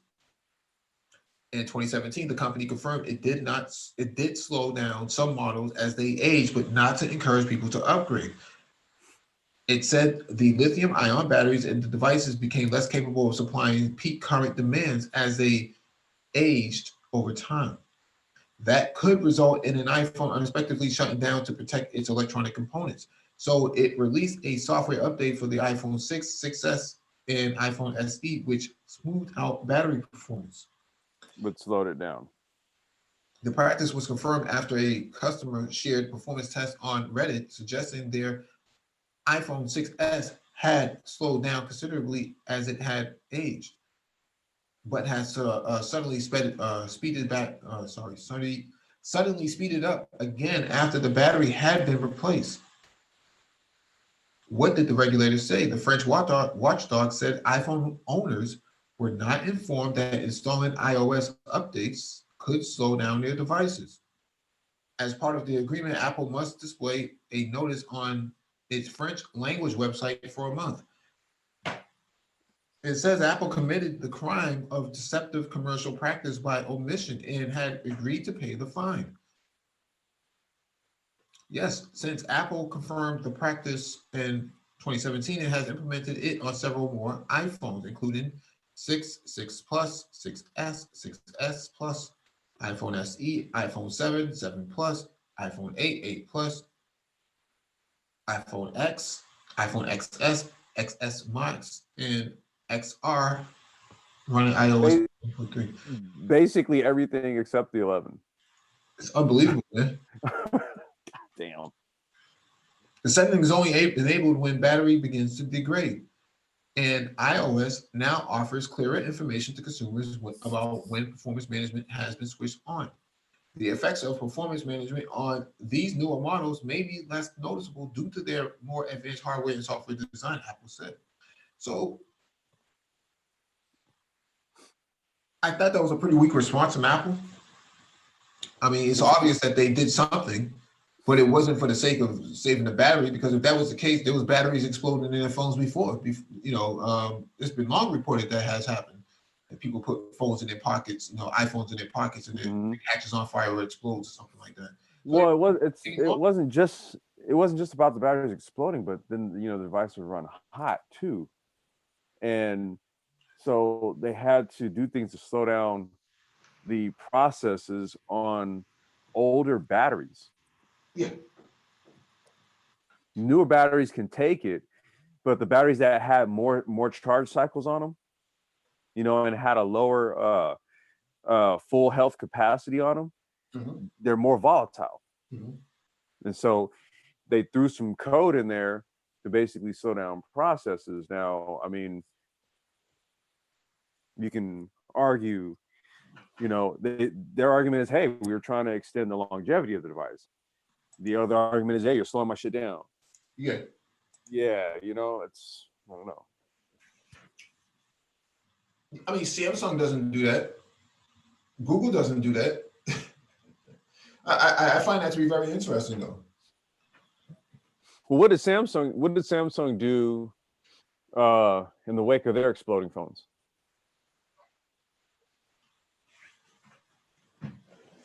I don't know. What are you referring to? No, I mean, did they do anything, like, did they deploy any code in their phones to maybe change function characteristics to not put the battery in such a volatile state? Did they roll out anything like that as well when their phones were exploding? The phones exploding was a battery manufacturing issue, not so much of a phone issue. It wasn't basically like the software basically running the battery, right? You can do software wise other than identify that the battery was manufactured on this date. And if it was, then they would swap out the battery for you. Okay. Hey, what's going on, Johnny? What's going on, Tris? Hey, what's going on, Mike? Hey, Complex. Yo, yo. Hey, Hey. what's going on? Yo, man. Good, good. Hey, I just wanted to comment on the iPhone thing, man. I just upgraded to an iPhone 10 last year from a 6, and I can attest to the slowing down. But I will say this, I had my 6 for many, many years, and I had an issue. I had to get my battery replaced in that one. And I do remember that once I got the battery replaced, everything was good. Because to replace the battery in the iPhone actually wasn't that expensive. It was like $50. It's $50 to replace it. Yeah. And I felt like, I probably would have kept the phone even longer, man, if it wasn't for one of my buddies finally convincing me to go to the 10. I'd be perfectly happy with the 6. Now, here's something very interesting. I bought my daughter an iPhone XR about 3 months ago. Not even a month had passed and the phone died. So we had to take it back to the Apple store. I'm like, hey, phone is dead. They did the little test. They said, well, tell you what, because it's so new, we can't do a complete swap out. They had to send the phone back to Apple. They gave us a loaner for about 2 weeks. Then had that same phone shipped back to us once they confirmed, yep, there was some problem with it. They sent it back to the company, had it fixed, and sent it back to us. Wait, so you didn't have Apple Care? Oh, no, I had the Apple Care. I mean, it didn't cost us anything, but they wouldn't do a complete swap. That's what I wanted. Yeah, that doesn't make a whole lot of sense. Exactly. The reason why they probably didn't, well, you said they gave you a loaner? They gave us a loaner for about 2 weeks till her original phone came back. Did they have the same exact phone in stock there at the store? Oh, they did. They did? Oh, okay. Mm-hmm. But now here's the interesting thing. The loaner phone they gave us was an iPhone 8. Oh, okay. Okay. So Yeah, that's I got I still got my old 6 Plus that I just use. I use that to just fool around at home. And then I have my iPhone 7. That's like my primary phone. And I noticed that my phone had been slowing down. It usually slows down when I play. I guess it probably slows down at other times, but I only notice it when I play certain things on my phone. In particular, there's this game called Asphalt. I don't know if it's called Asphalt Legends or Asphalt 9. It's like this racing game, and it's like the racing games, they use polygons and they have a rendering for the actual track. So that uses like a lot of processing power. So that's the reason why, like, when I play that game, like when my battery's low, like that, the game will just shut off. Like I can't even play the game because it requires so much processing power, and like it will literally like drain my battery. I can like watch my battery like lose like a percent, like probably every 5 seconds. Crazy. Like when it gets like to a certain point. And so then I did some research. I looked into like the settings and stuff, and then it said like my phone only has 67% of the capacity that it had when it was brand new.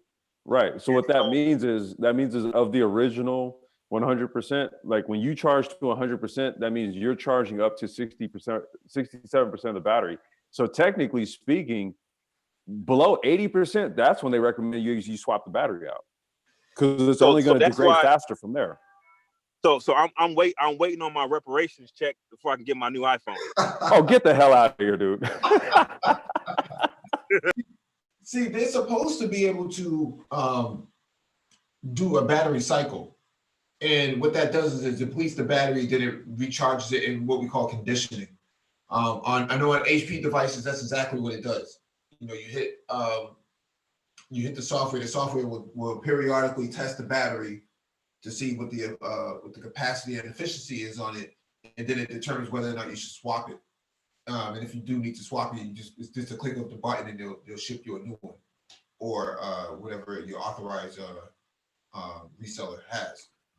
And so because of that, I don't know why Apple didn't do that. They had the money to do it. They had all the capacity to do it, but if 80% of Apple's revenue comes from phone sales. So if they're not selling any phones, they're fucking screwed, man. They got to sell these phones. yeah, they're right.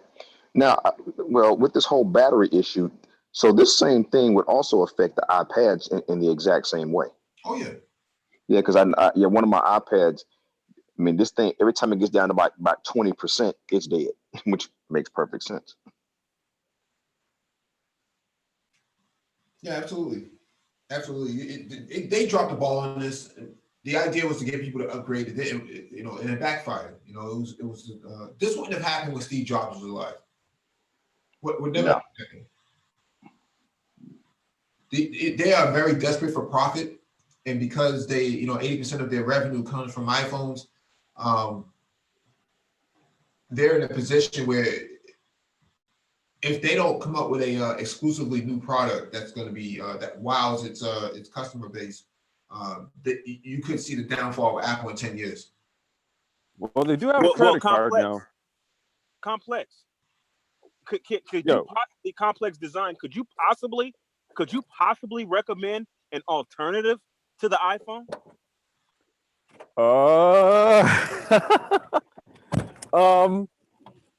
Alternative to it.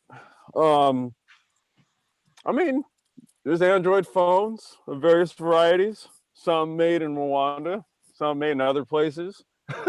I don't know, man, because you know Apple has its own software ecosystem, right? So it's kind of hard to, if you rely on, especially like Mac products and stuff like that, or applications that are Mac specific, it's kind of hard to pivot.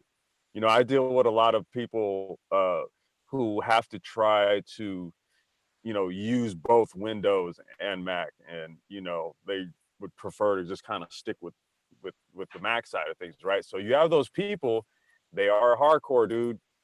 I don't know. You tell me, what do you sell to them as an alternative? Well, let me ask you this, and I don't want to get too far off subject, Mike. If I am going too far off in a tangent, just go ahead and stop me. But okay, so from the perspective of me, like I have iPhones and then I have an iPad, right? But as far as like computers, I have like, you know, what you would consider IBM compatible PC type, you know, computers, whatever, right? That's what I use at home. And so for me, like, I don't think the transition would be that terribly difficult, because as far as the products are concerned, I don't really interface my phone too much with my PC anyway. So I don't use all of the functionality that I would imagine an iPhone could do if you had a Mac PC. So from that perspective, right, it wouldn't be that big of a deal for me to switch. Although there, you know, I guess the issue would be, like, would I be compromising anything as far as not necessarily functionality, but as far as intuitiveness? Is there are like the, what you would consider the Android compatible phones, are they any more susceptible to intrusions and viruses and things like that? And you know, so like I guess that would be my question as an end user. What could I expect by making that transition? I don't think you could really expect too much of a difference. You know, Google's two-factor authentication and all of their security measures are pretty airtight, man. It's pretty good. Well, it's more about the applications, right? Because there are some proprietary apps for iOS that you can't get on the Android store. I think that's slowly starting to change, but you know, like I have to use an iOS device for my Lattice platform. I have to have one. Yeah, but that's a part of the issue, right? So you're kind of locking people. Exactly. A proprietary product. For all intents and purposes, you can get away. Google does have a what do you call it? A transition system in place. So there's a plug that plugs into your iPhone and your Google phone, and then there's a one-touch app on the Google phone that transfers all of your information from the iPhone itself to the new Google phone, to the Pixel, and then all your apps as well, and all your login credentials, and so it makes it seamless.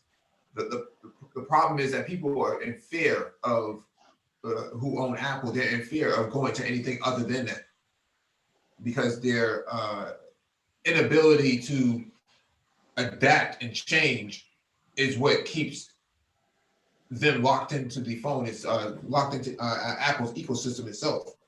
And so Apple preys on people being as ignorant as possible and as gullible as possible to continuously buy their products. You know, once the product becomes similar, then how can you convince them? There's been quite a few people who have left on YouTube who have left the iPhone platform and moved to an Android platform and have reported back that they're glad they made the jump because there's a lot more freedom in using an Android-based device. There's a lot more granularization.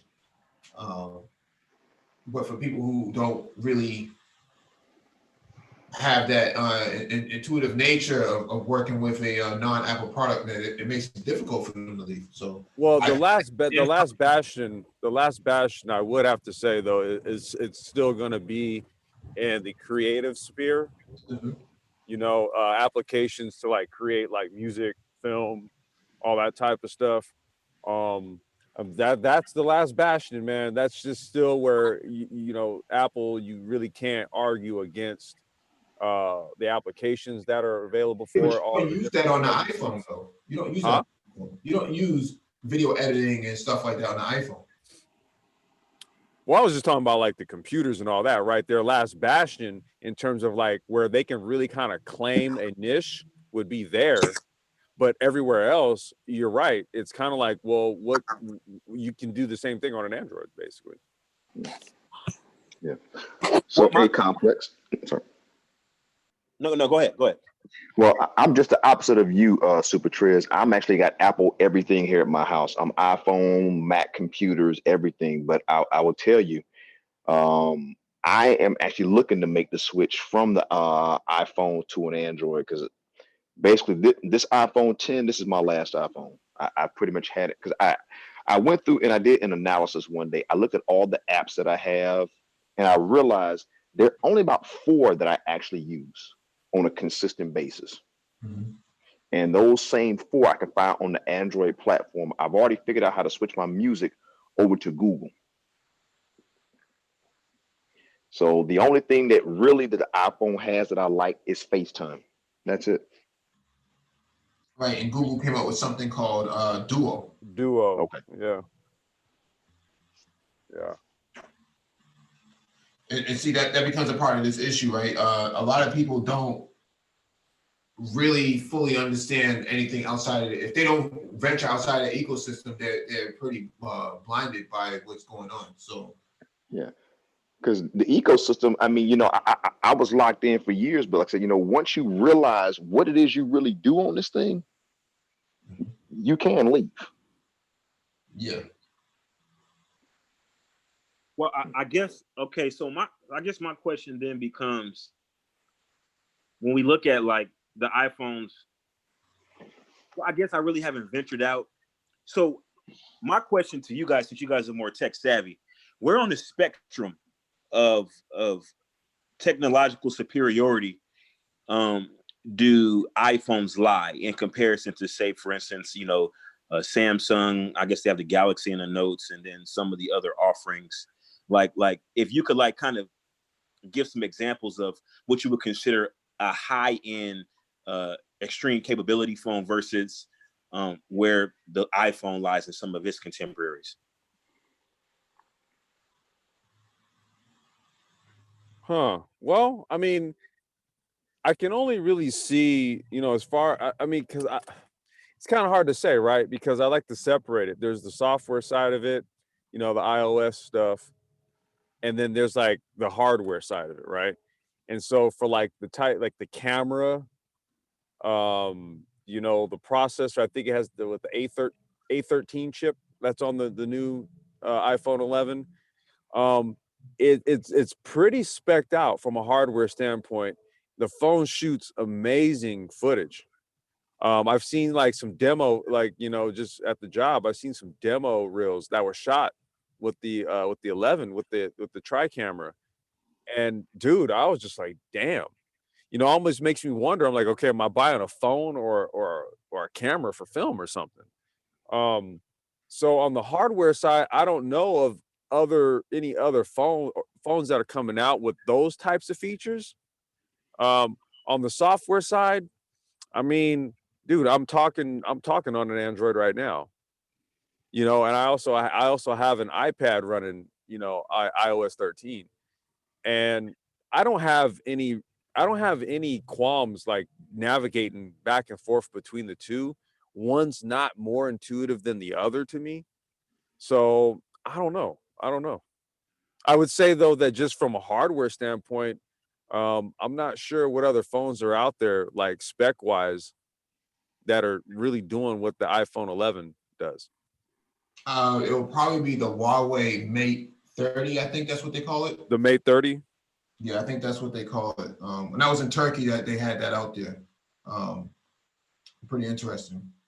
A lot of people had those Huawei phones out there. So what's the closest thing to an iPhone that runs the Android I guess Android platform? Huawei. I mean that's available in the US. Oh, it would be the Samsung if anything else. The Samsung. Try the Samsungs. The Galaxy or the Note? The S20. Is that a Galaxy? It's a Galaxy. The Galaxy S20. Galaxy S20. And I guess the last thing. Okay, so when I switch to Android, if I lose all my SimCity data, I'm coming to Boston. Mike, I'm gonna come see you. We got a problem. Nah, man. It's. I mean, I had a Huawei phone. I had no issues with it. The only reason I don't have it now is because the stupid government banned them from updating the software. So. And as far as so also let's say for instance somebody wanted to buy a phone from Rwanda. Where on the spectrum with that phone lie as far as capabilities are concerned?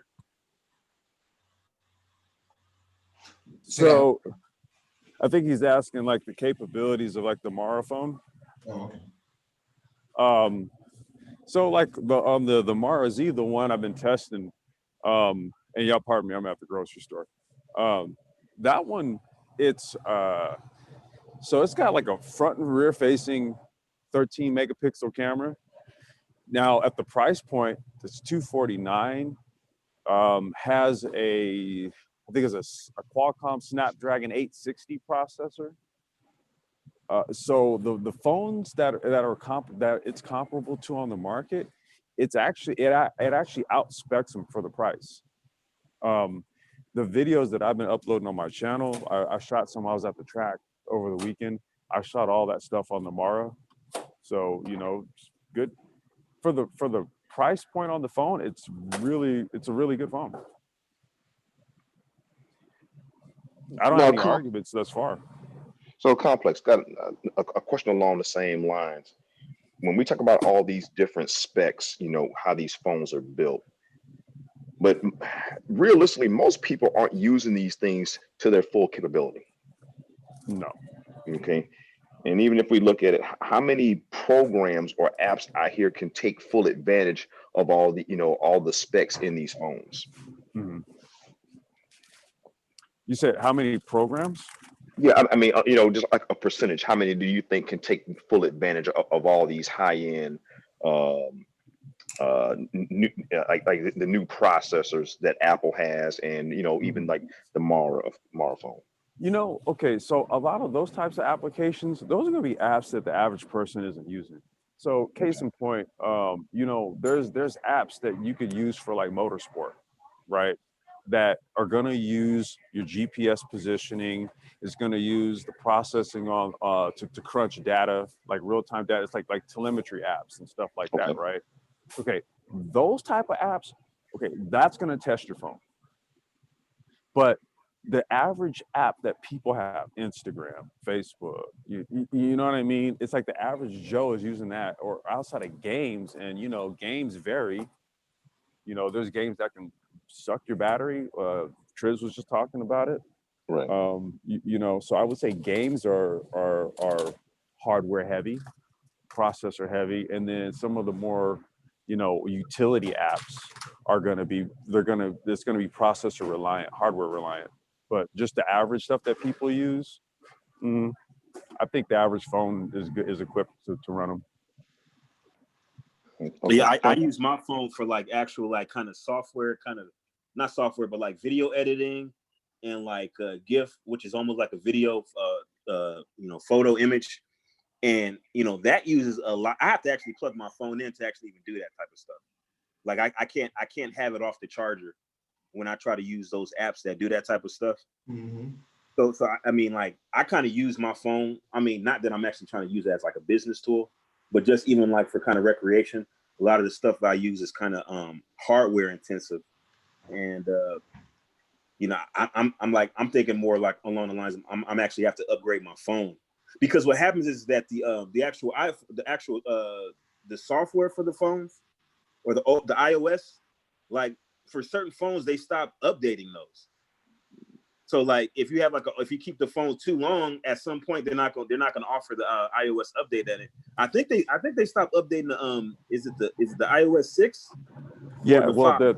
the 6S is basically the oldest phone that can run iOS 13, and it's because the difference between the 6 and the 6S is the A8 chip, right? So the chip on the 6S has the performance benchmarks that enable that phone to run iOS 13. Anything older, any chip prior to that one can't run iOS 13.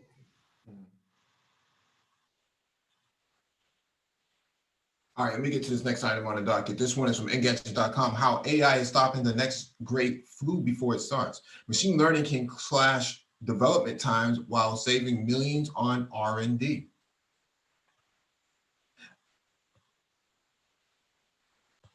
Immune systems across the globe have been working overtime this winter as a devastating flu season has taken hold. More than 180,000 Americans have been hospitalized and 10,000 more have died in recent months, according to the CDC, while the coronavirus virus, now officially designated COVID-19, has spread across the globe at an alarming rate.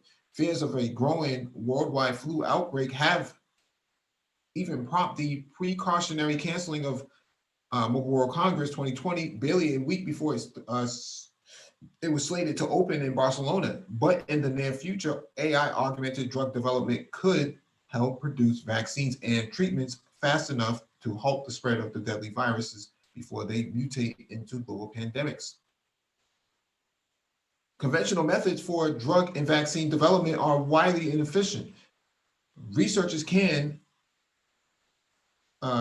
spend nearly a decade laboriously vetting candidate molecule after candidate molecule via intensive trial and error techniques. According to the 2019 study by Tufts Center for the Study of Drug Development, developing a single drug treatment costs $2.6 billion on average, more than double what it cost in 2003, with only around 12% entering clinical development ever gaining FDA approval.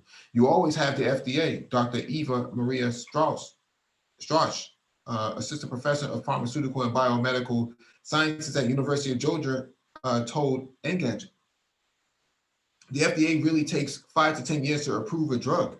However, with the help of machine learning systems, biomedical researchers can essentially flip the trial and error methodology on its head. Instead of systematically trying each potential treatment manually, researchers can use an AI to sort through massive databases of candidate compounds and recommend the ones most likely to be effective. A lot of questions that are really facing drug development teams are no longer the sorts of questions that people think that they can handle from just sorting through data in their heads.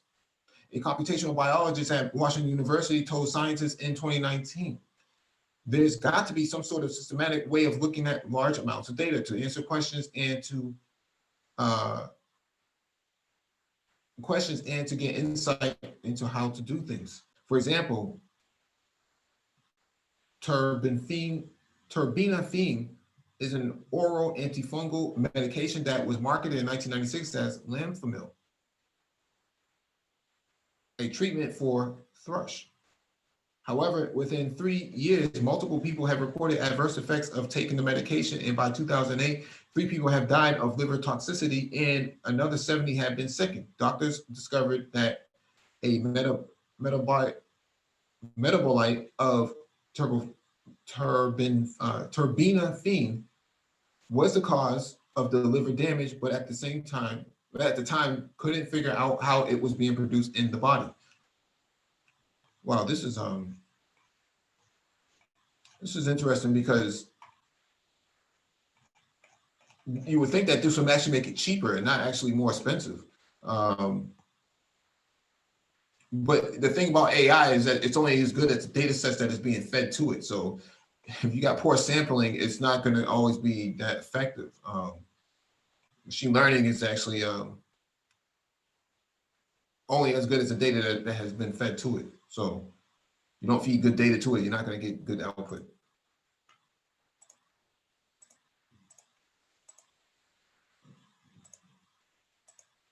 All right. Go to the next slide, monitor.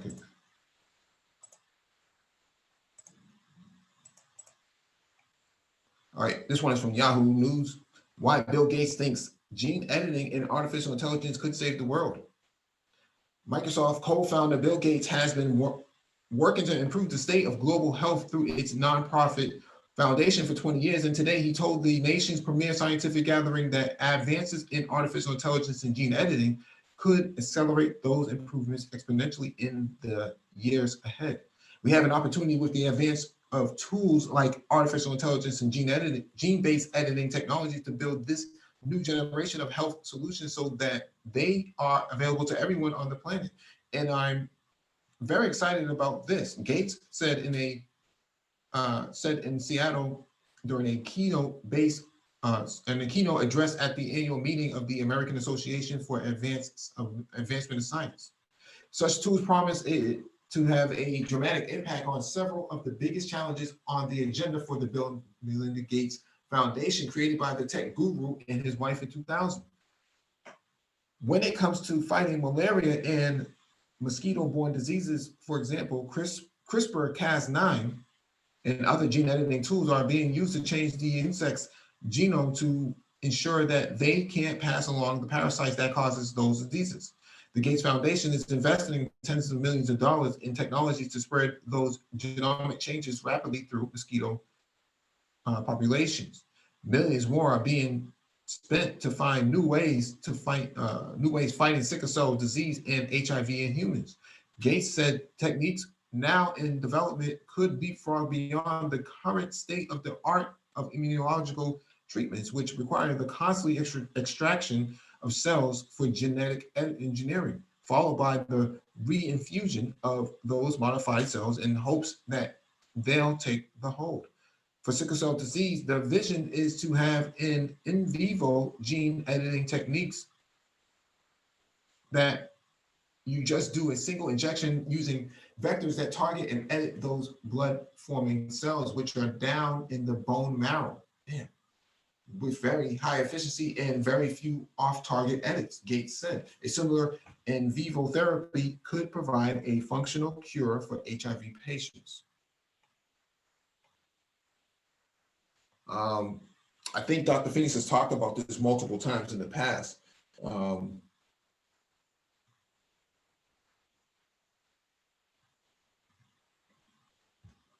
It's one of those things I think that these are great opportunities now to get into the industry than ever before. So.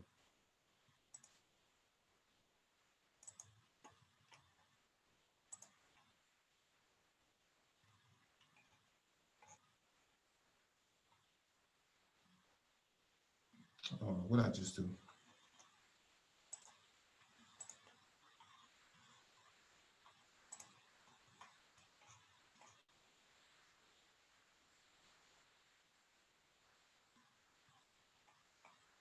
What?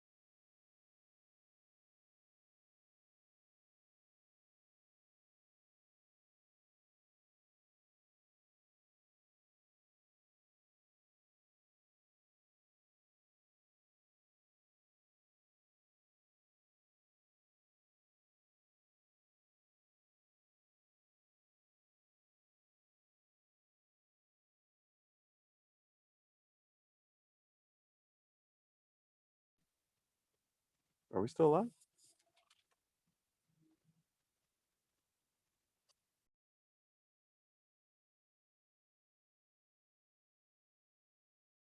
I thought Mike was looking up something.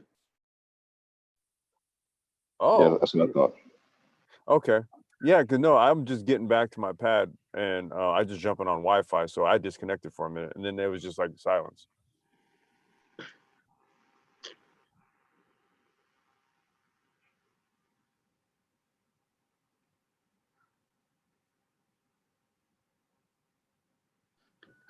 So what's new, Maybe Super Triz? what's new? We need to have a moment of silence for Aurora Cannabis. For Aurora Cannabis. Yeah, Why did What's they going just on go with them? under?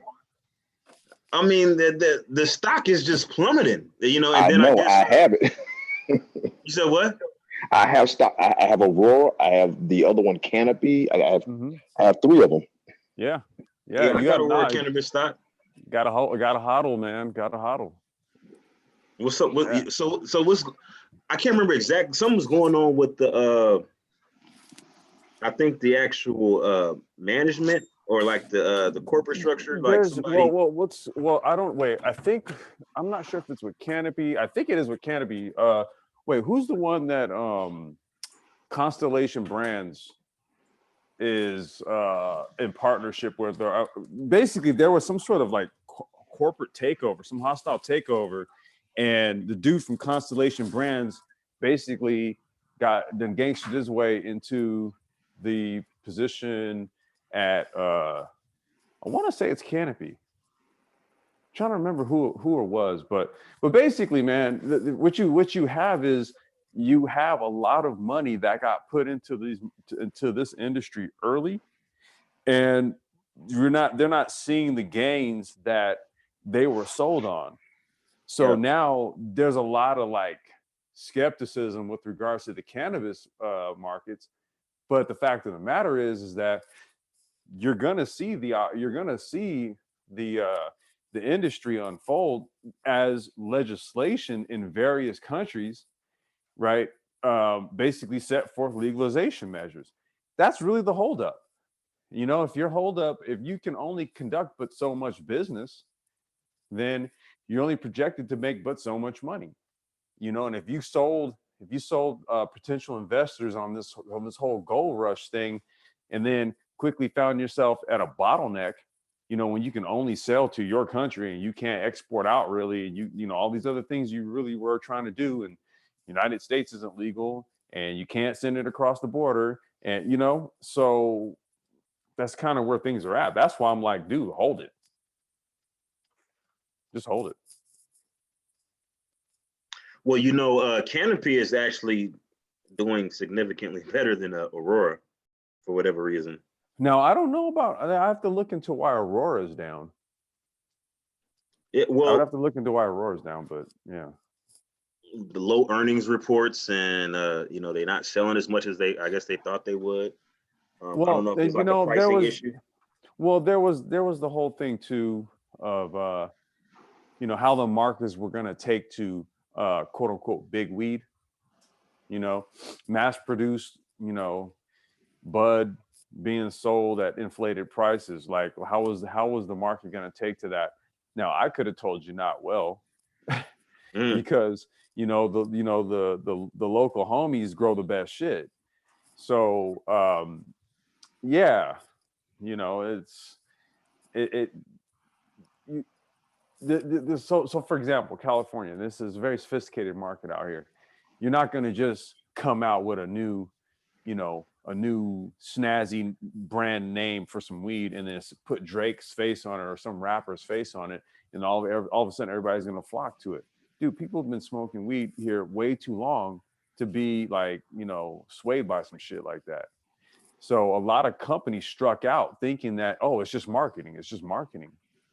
No, it's not. It's the quality of the smoke, motherfucker. What are you talking about? So somebody like me, I guess, I bought in, you know, like last year when the prices were high, the top of the market. Oh, yeah. See, that's check out the live stream we did from last night. I did. Oh, Oh okay. yeah, Wait, I think you were peeking in. Now you heard how Dollar Will was spitting it. exactly. Yeah, because I think he was saying like Canopy is on its way back up now. Yeah, yeah. What we saw was that green candlestick that you saw Yes. right at the edge where you start to see the creep up in price. That was investment. Okay. And when you look at the candlesticks and how they all lined up, you saw a shit ton of money get dumped in there. That's what I mean, dude. There's people that are investing in this shit on swings and waves. So they saw it come down to that point.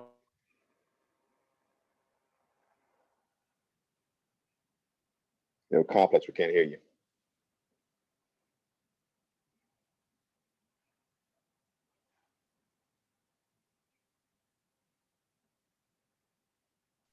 Hey, can you guys hear me okay? Okay, that's better. Yeah, you're back. Okay. Yeah, no. So, I mean, when you have that downswing and you look at Canopy's perspectives for growth, I mean, yes, a lot of it is contingent upon legislation, but you're hedging on that. So you're buying in and saying, yeah, I'm going to hold while we wait for, the right legislation, or we're just going to hold it and wait for it because there's going to be a global market. So you can buy high and then be okay with it, or when it comes down low, you're like, okay, now's the time for me to scoop some up. But either way, Canopy, I'd say hold it. We looked at that green candlestick and saw that money that just got pumped in there recently. Yeah, hold that shit. Something's up. Okay. Aurora, we have to look into that one.